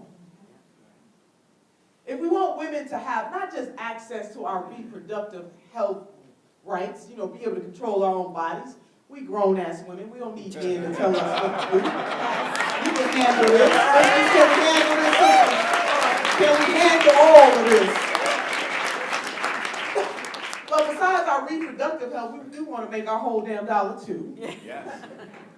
We do have families and communities that we care about. So as we talk about these issues, we cannot just talk about women's reproductive health. Absolutely, but it is the whole thing. Universal health care helps us. A living wage helps us. Safer communities helps us. Right. Decriminalizing marijuana and taking it off of Schedule 1 helps us. Yes. Creating green jobs helps us. It's not just about reproductive health. This is about the whole thing. Right. We must keep going. Right. And we want workers in this country to have paid leave. Right. We must keep going. Right. That's right. As I told the group in the other room, the group of activists and organizers, that power, in the words of Brother Frederick Douglass, concedes nothing without a demand, without a struggle. It never has and it never will. So this machine that you guys have been educating me about, I know that my chairman, Larry Cohen, when he talks about New Jersey, he talks about this machine. Some of the worst in the nation. Right here in New Jersey. Not at the hands of Republicans, but at the hands of Democrats. We gonna call them out. We gonna call them out. Because it's easy, sisters and brothers. See, we know what we're fighting when we fight the Republicans. We get it. But what we don't understand is when we got to fight members of our own house here in New Jersey, and some of the stories that I heard about this machine and the rigging that's going on. Yes, I say to you that the system is rigged. Yes, it is. That's right. It's rigged economically, politically, socially, environmentally. The system is absolutely rigged, and it's not just the Republicans doing the damn rigging. Right here in New Jersey. My brother told me the story about him running for mayor and at the chair. Which county is that? Bergen. Chair of Bergen County told the brother, because you supported Senator Bernie Sanders, don't even think about getting in the race. Yeah. What kind of democracy is that? No. The last time I checked that this was America. That's what I thought. And people got a right to run and lift their voices. But yet the same things that we rail against and talk about the Republicans for doing as a party, we got folks in New Jersey, machine politics, doing the same thing. It's called hypocrisy. Go ahead.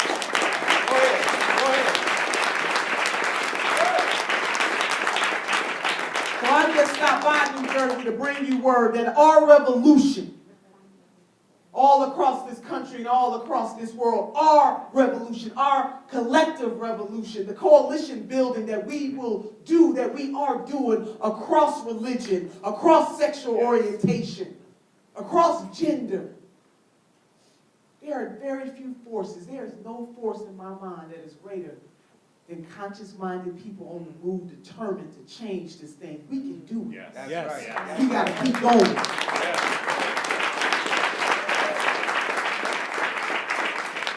So as I like to say, any old blue just won't do. And New Jersey, you have definitely proven that statement matters, that any old blue just won't do.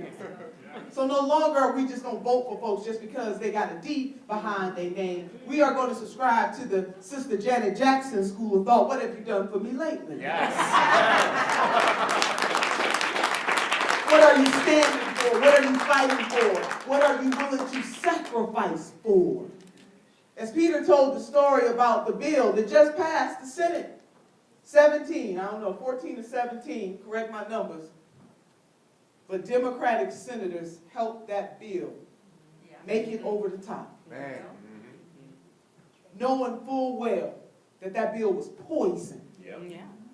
That it would have implications on black folks in terms of being able to redline, Poison for us. not having to report,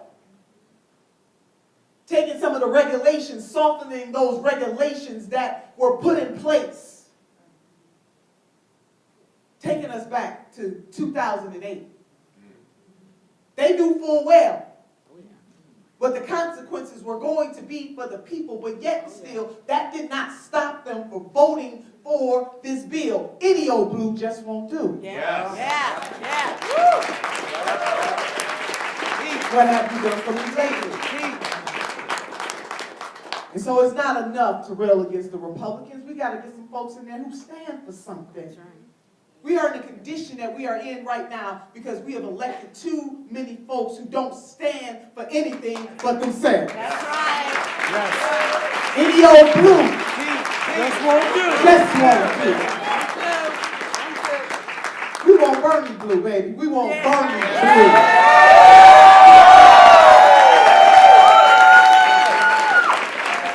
Now that line, the Bernie blue line, I can't take total credit for that. I got that from my brother Jim Hightower from Texas. And it doesn't mean, and we all recognize this, nobody is perfect. Our senator is not perfect. None of us are perfect. But what he was able to do in our lifetime, I never thought I would live to see it. I read about it, I teach about it in colleges, was to galvanize the imagination of the people. to say that you deserve better than what you have been getting, and that I can't do it by myself, not me, but it is us, and we need a people's revolution all across this country. Yeah. That is what he said. That is what he meant.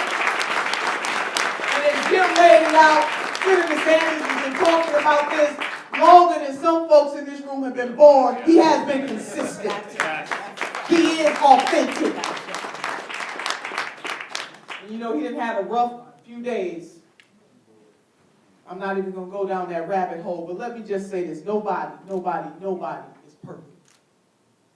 But what I do know about the senator is his heart and his intention and how he has fought throughout his entire career to shore up working class people, black, brown, white, yellow, red, all over this country for all of his career.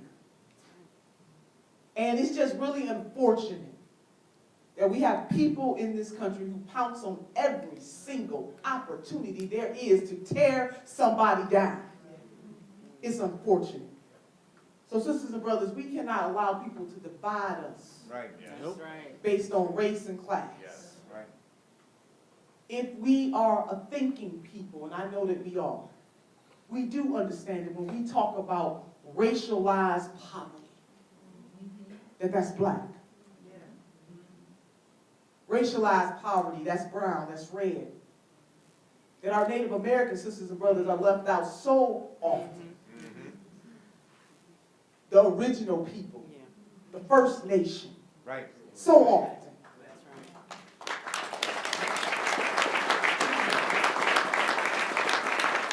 And we can't get so caught up on personalities that we respect and love.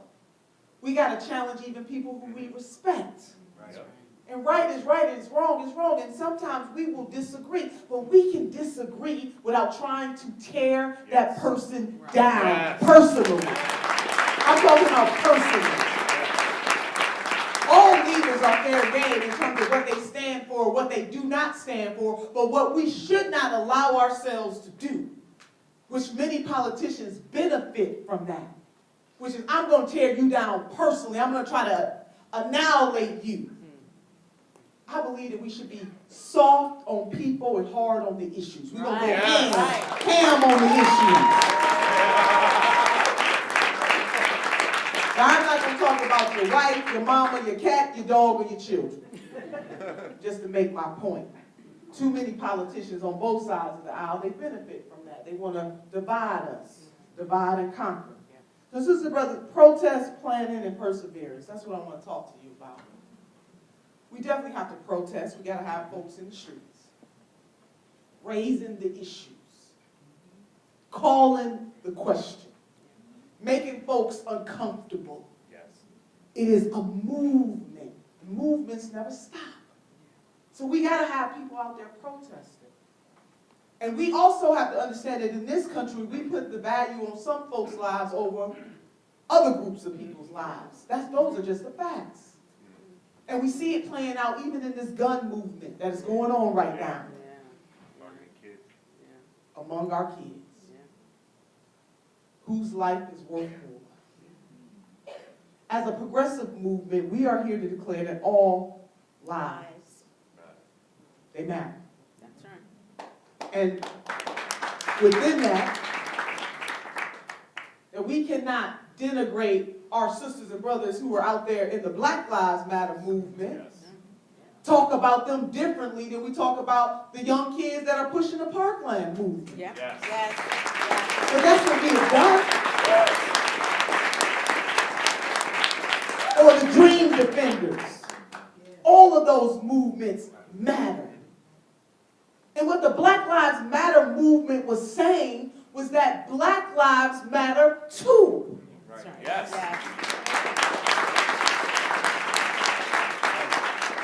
That we live in a country where the worth of Black lives, through the system, not individuals, but a system that is set up to be harsher on Black folks than anybody else. We got the receipts.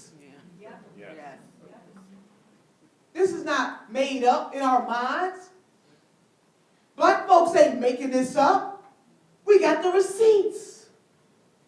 So whether it's police brutality, or the conditions of our communities, or the conditions of our schools, or articles that have just come out within the last 2 weeks that researchers have found that even if they use black boys, even if they are born to wealthy parents, that they can still die poor. We are not talking about individuals, we're talking about systems. Yes.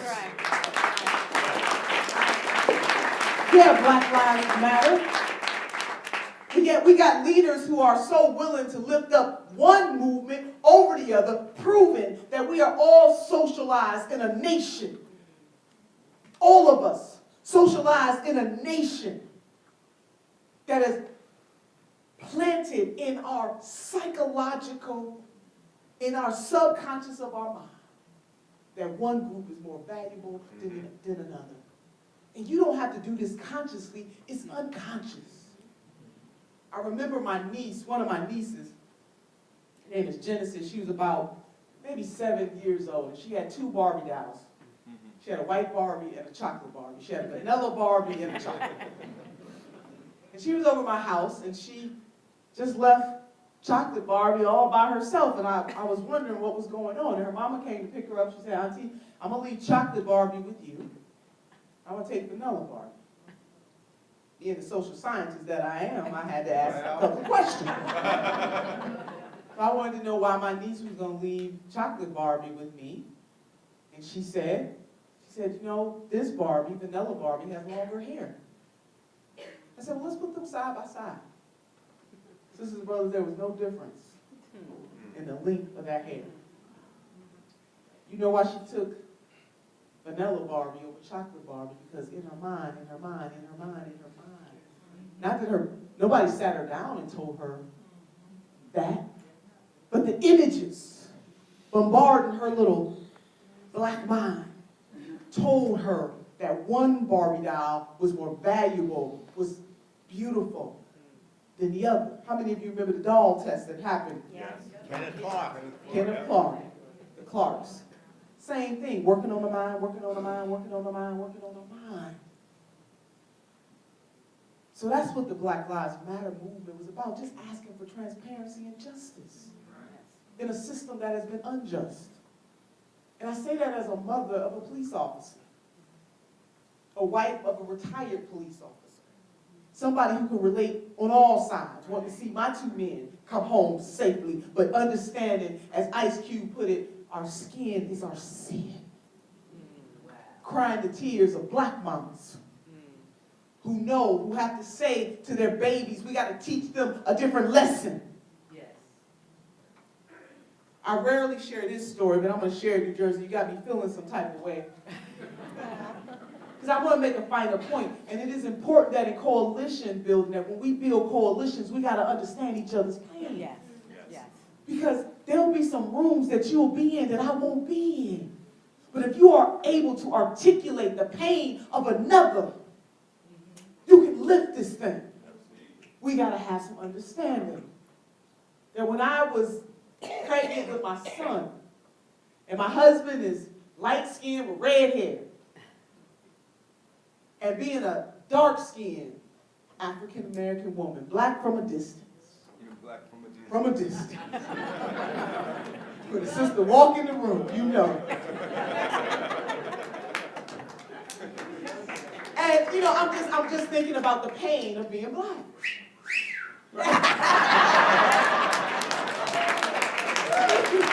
All right now. Pretty women wonder where my secret lies. I'm not cute or built to suit a fashion model size. Go ahead, Dr. Angelo. Phenomenal woman, baby, yes. But see you messing up my story, guys. But I just want to put a final point on this thing, which is, you know, when I was pregnant with my son and just recounting the struggle, what it means to be black in America. And I'm praying to God. And as I said, I rarely tell this part of my life story. I don't even know if my son knows this or not, but now I'm telling millions of people.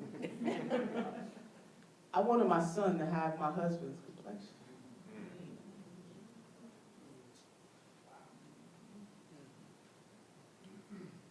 And not because I'm ashamed of my beautiful chocolateness,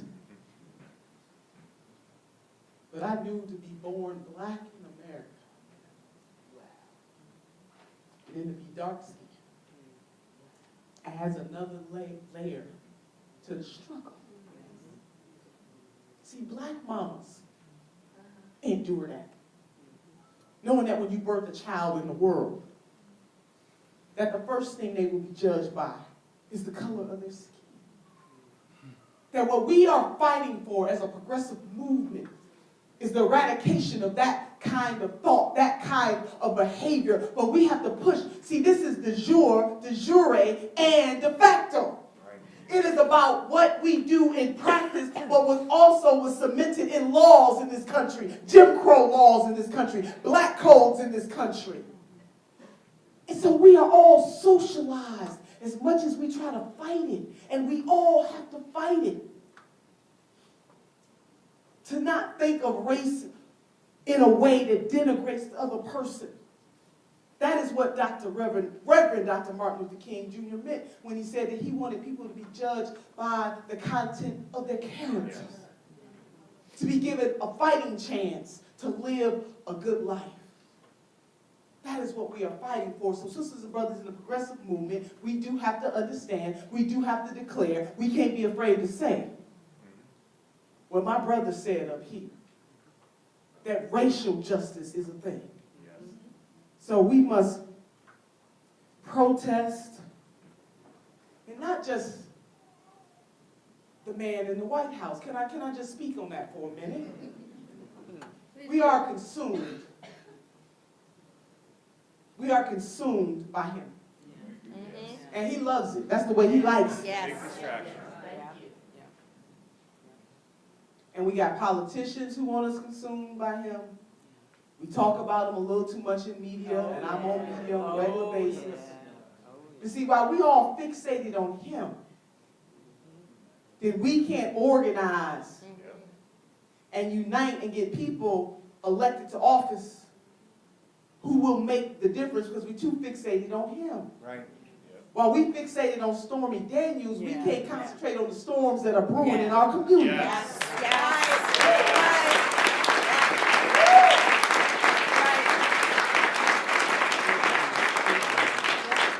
We're taking our eye off of an administration that wants to criminalize everything. An EPA that is scaling back regulations that keep our air clean and our water clean. We can't concentrate on the fact that in the state of Michigan, they just gave more permits to Nestle's bottling company. Meanwhile, in Detroit, their water gets cut off because of the bills, and in Flint, they still got dirty water. See, we can't fixate on none of that because we are preoccupied with what is happening in that White House. Let me tell you something. In order to understand the state of the union, we got to understand the state of the streets.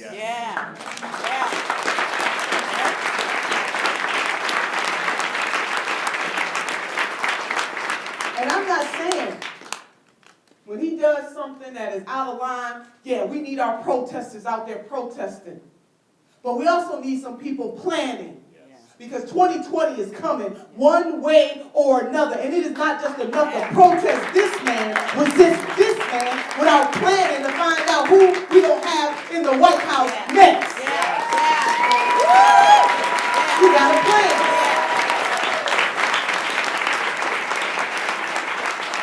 And don't sleep on our dear president. He got more lives. Don't sleep on him. And if Democrats think that they're going to win just by pointing out his flaws, they got another thing coming. Because in New Jersey, y'all done pointed out a whole bunch of flaws right here in this state at the hands of Democrats. Who do you stand for? Any old blue just won't do. And Brother Larry, it kills me when some of our neoliberal sisters and brothers, they say, well, Nina Turner, if you don't like the party, get out. And what I say, I don't know, we got some babies in here. Maybe I might not say it. I ain't going to say exactly. But this is what I say. It's our party. and we ain't going nowhere. Progressives, we not going anywhere. Neoliberals go, we not going anywhere. Bernie blue is here to stay. The blue of Shirley Chisholm is here to stay. The blue of Barbara Jordan is here to stay. We're not going nowhere. Any blue just won't do New Jersey. We're going to call them out.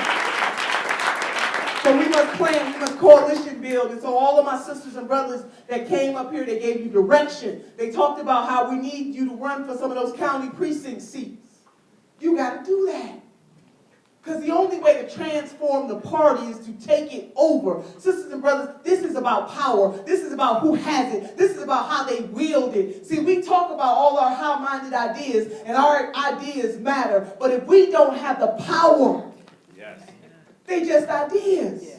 Yeah. That's why we got to get Jim and Peter in there. Yeah.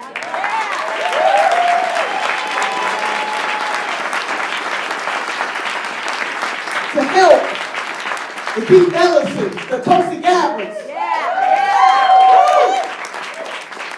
the Camilla Jayapals of the world, the Bahamas of the world, the Sanders of the world. See, it takes teamwork to make the dream work. We are the team. So progressives, we got to put some sweat equity, we got to protest, and we got to plan. And we cannot sleep on local and state level of government. The levels that we have lost most ground, it may surprise you, it is not in the Congress, it is in state houses all over this country. We must encourage people to run for the state house, and we must support them with the same fervor that we would support anybody running for that Congress. That is how we build a progressive America. Protest plan, and we must persevere. So, you know, I think it was Brother Peter, he talked about the wealth in this country, the 1%. And you know, as I've traveled all over this country, I've never met any poor person that begrudges anybody for having their wealth. What we are sick and tired of is greed and exploitation. Right. You building your wealth on our backs. That's what we're mad about. Nobody wakes up and says, you know, I want to be poor when I grow up. Everybody, you know, everybody want to be successful. We want to be successful. But when it is embedded in the system, and it is rigged, that only a few people in this world can have all the wealth. So Forbes magazine, on the cover this month, $9.1 trillion controlled by 2,208 billionaires. Wow. Worldwide. Wow. $9 trillion controlled by 2,208 folks. Worldwide. Did you hear me, sister, brother? Worldwide. And 585 of those folks live right here in the United States of America. See, it's about greed and exploitation, not about wealth. There is a socially conscious way to have your wealth. But when Jim talked about what is happening in other countries, happening here to our level, to our standard of living. Why do we have a working poor in the United States of America? People working 2-3 jobs just to make ends meet. Their quality of life is diminishing. That as a generation, we cannot guarantee that the generation coming after us will have a higher quality of life than we have. There is something wrong with that. Because everything that America is, one thing we have been able to say, we may regress from time to time, but we have been a nation of progress. And if we cannot continue to talk about economic, social, political, environmental, racial progress, then something is wrong. Progress. So we are putting these establishment dams on notice. If they haven't noticed, they are on notice. Then either you're going to stand up for the people, or we will replace you. Any blue just won't do. Any blue just won't do. protest plan, and we gotta persevere, sisters and brothers. This is a race. It's long distance. We gotta keep going every generation. And I'm gonna wrap this thing up, but I gotta come down to the people. When I said to you, to every single one of your speakers, I mean, Lord, I tore up what I had to say. And I was standing in that corner, Jim, jotting down other notes. You know, that's what happens when you got dynamic people like the people who spoke here today, the coalition that we are building. And we got to do it consciously. You know, one of my favorite motivational speakers, Zig Ziglar, when he talked about motivation, he said it's like brushing your teeth. You got to do it every day. So I don't want you to lose your fight and your fervor just because we are fighting against the machine. And it is about ideology. We're going to unite with folks. And some of you may be in the room because you care about the environment. Some of you are in the room because you want big money out of politics. And what we mean when we say that is that money, people with more money should not have an outsized influence than those of us who only got a few bucks. They just shouldn't. So it's not that we begrudge money, but I'm just sick and tired of politicians who have their their donors.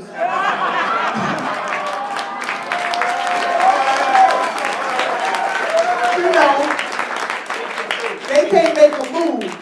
You know those folks that just voted for that bill, that banking bill? They got thank you notes from the banks. Thank you notes from the banks. A little money along with it. I'm sure you look at their campaign finance, you absolutely thank you notes. Thank you notes. So we have to continue to motivate and lift ourselves. We don't have to always agree. So as I was saying, some people are here because they care about income and wealth equality. Some people are here because they care about the environment. Some folks care about gender justice. Some people are here for our gay, lesbian, transgender, and queer sisters and brothers. Some people are here because they just want to be involved in something that creates a more moral society. Some people are here because they said Mother Earth cannot continue under the pressures of what human beings are doing to it. Whatever brings you here. From time to time, we may be focusing in on racial justice. The next moment, it might be income and wealth justice. Another moment, we might be fighting to reform the criminal justice or injustice system. Another moment, we may be talking about immigration reform. Whatever brings you to the table, from time to time, you're going to have to give a little on your side to help your sisters and brothers fight for what they're fighting for, and then we'll be back fighting your issue. Whatever brings you here, united, we got all bases covered. So we can't let people divide us. And I mean that even politicians who we respect and love, people use this division of race and class and gender to set us apart from each other. Sometimes we got to go deep. Sometimes people might say things inartfully. Get the context of what they meant or what they said before we start jumping all over folks. Because while we're fighting each other, them other folks are organized and laughing their behinds off because we are distracted. They love it. We are distracted.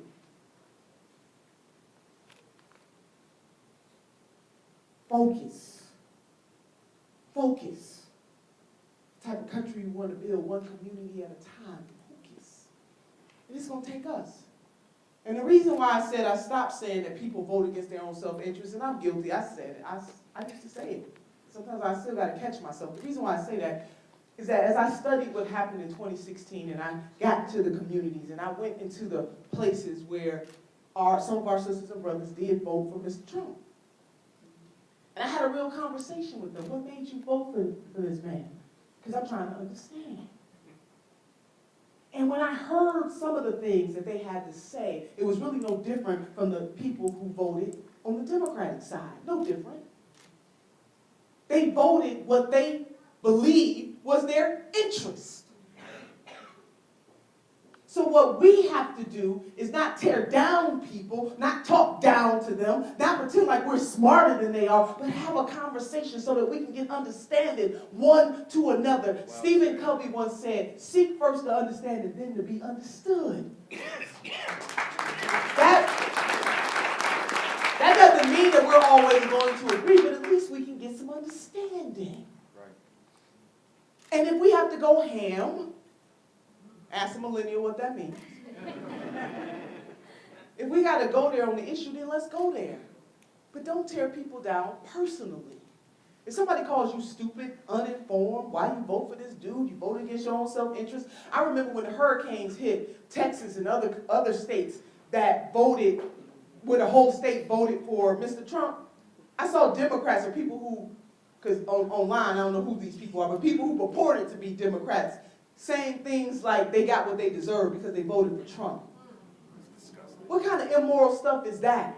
Or just recently, seeing stuff on social media where people say, you're getting everything that you deserve. I hope you guys go to hell, crash and burn, no health care, no jobs, because Mr. Trump is in office.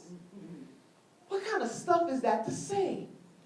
As progressive, either we're fighting for everybody or we're fighting for nobody. It doesn't matter what side they're on.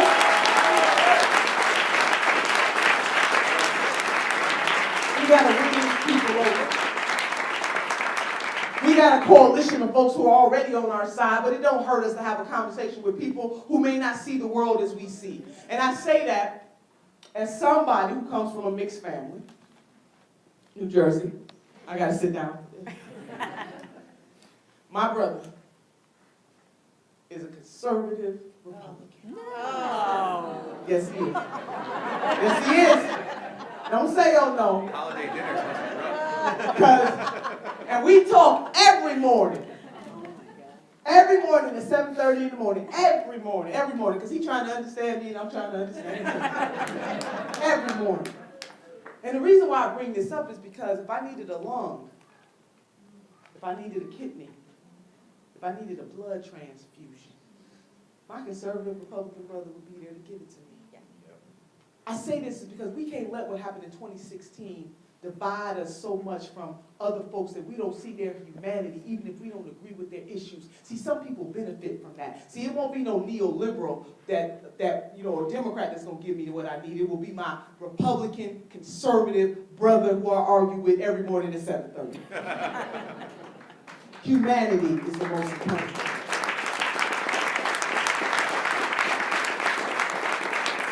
So in closing, sisters and brothers, when you come from the ministry, and I do believe that this is a ministry, I consider myself a hell-raising humanitarian. If people want to know what party I'm from the Mother Jones of hell-raising.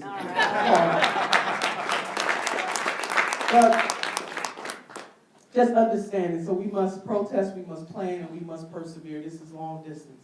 And every generation is charged with increasing social justice for the next. It never ends. It never ends. It never ends. And we are the ones. It is us. And we're going to have some valley moments.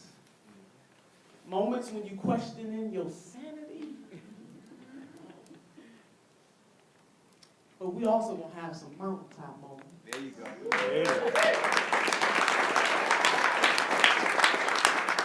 Y'all was with my sister Linda Sarsour yesterday in Cleveland as the Women's March. Was traveling the country trying to register 1 million voters. And she said these words. She said, when history is written, and I'm paraphrasing her, but she said, when history is written, all these people who are against us today are going to pretend like they was on our side. Right? That's what they did to Dr. King, right? All these folks pretending like they were on the side all along. So we're going to have mountaintop moments. So I want you to keep going. Don't ever stop. You want Medicare for all, keep going, don't ever stop. Economic parity, don't ever stop. Educating our children so it doesn't matter who their parents are or are not. What zip code they live in should not determine whether or not they will have the ability to live out their greatest dreams. We won't stop. We're going to keep going. Anything just won't do. Yeah. So in closing,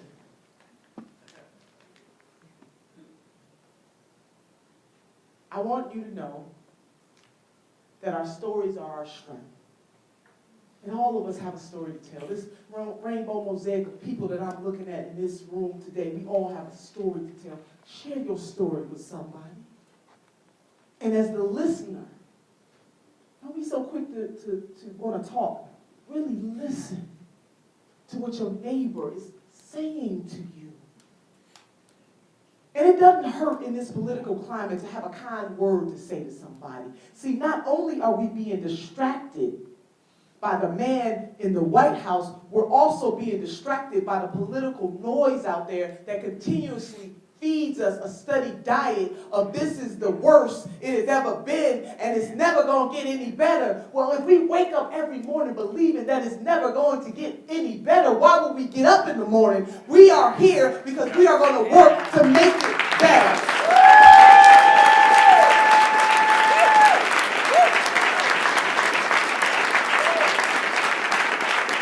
Hope is our motivator. We will keep going. And racism and sexism and classism and ageism and all the isms didn't just start when this brother got in the White House. It's an illusion. As I said to you, our sisters and brothers in Flint, almost 4 years. Rutgers University did a study that showed that there are 3,000 other places in the United States of America that have higher lead levels than even in Flint. But what Flint is the canary in the coal mine. And if we leave them behind, then what about our sisters and brothers who live in other parts of this country who we never ever talk about? But we're going to talk all day long about Stormy Daniels and forget the storms that are brewing in our communities. We can't get caught up in the drama.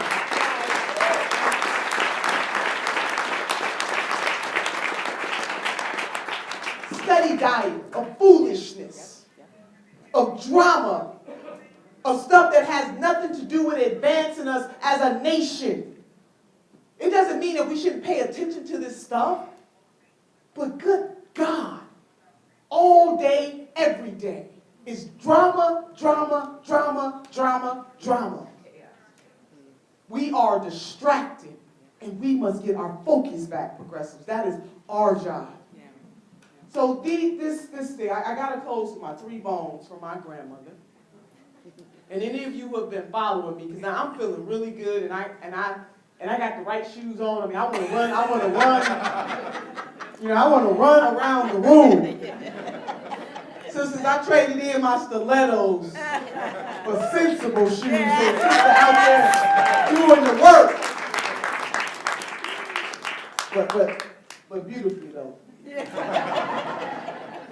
But, so protest, plan, and persevere. We can do this. We can do this. Valley, mountain, valley, mountain, valley, mountain. But what are we going to do for the cause? So my grandmother was born in 1913, and she couldn't read or write.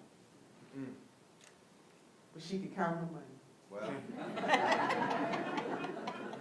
And she kept her money in the Southern ladies' bank. Sisters know where that bank account is. Just ask a sister where that bank account is located.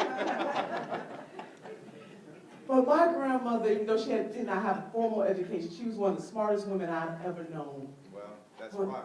Mother wit. Brother Larry, you know what I'm talking about? Mother wit. Yes. Brilliant.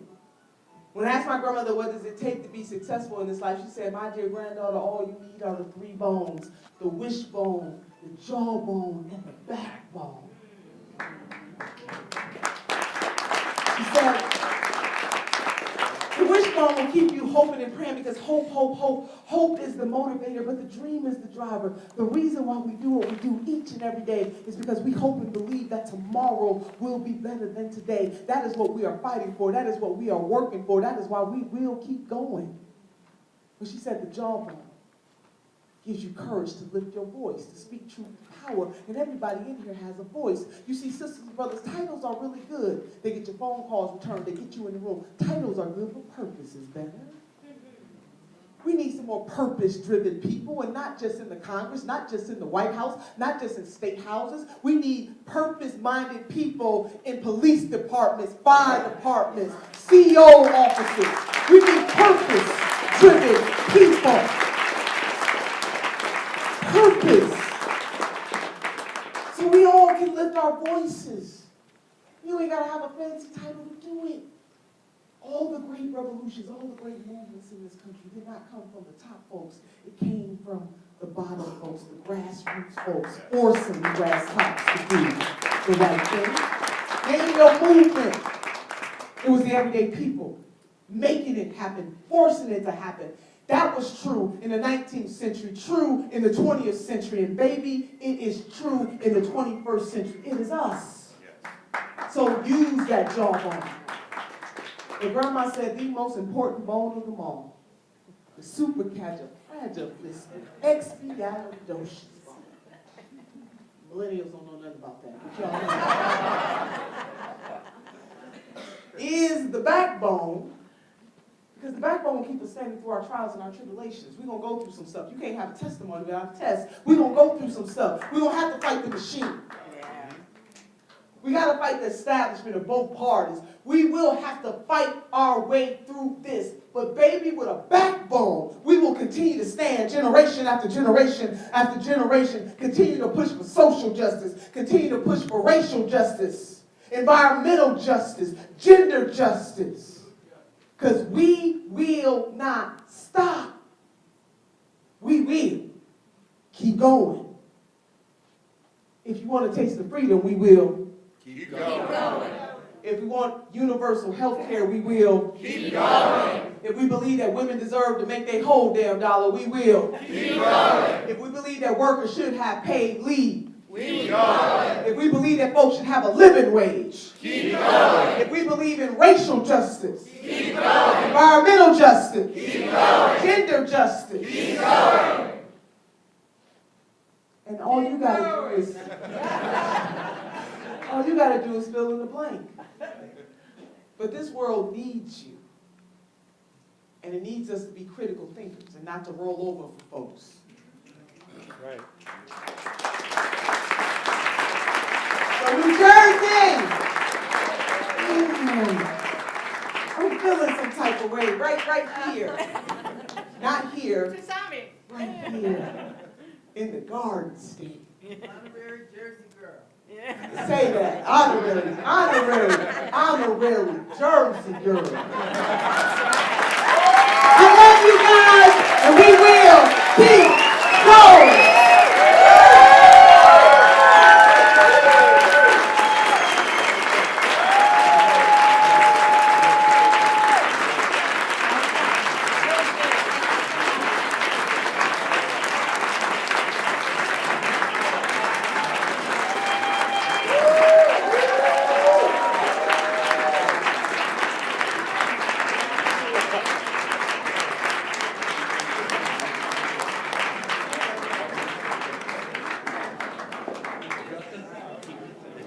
Thank you, everybody. If we can all exit out those tunnels. One more out for Nina.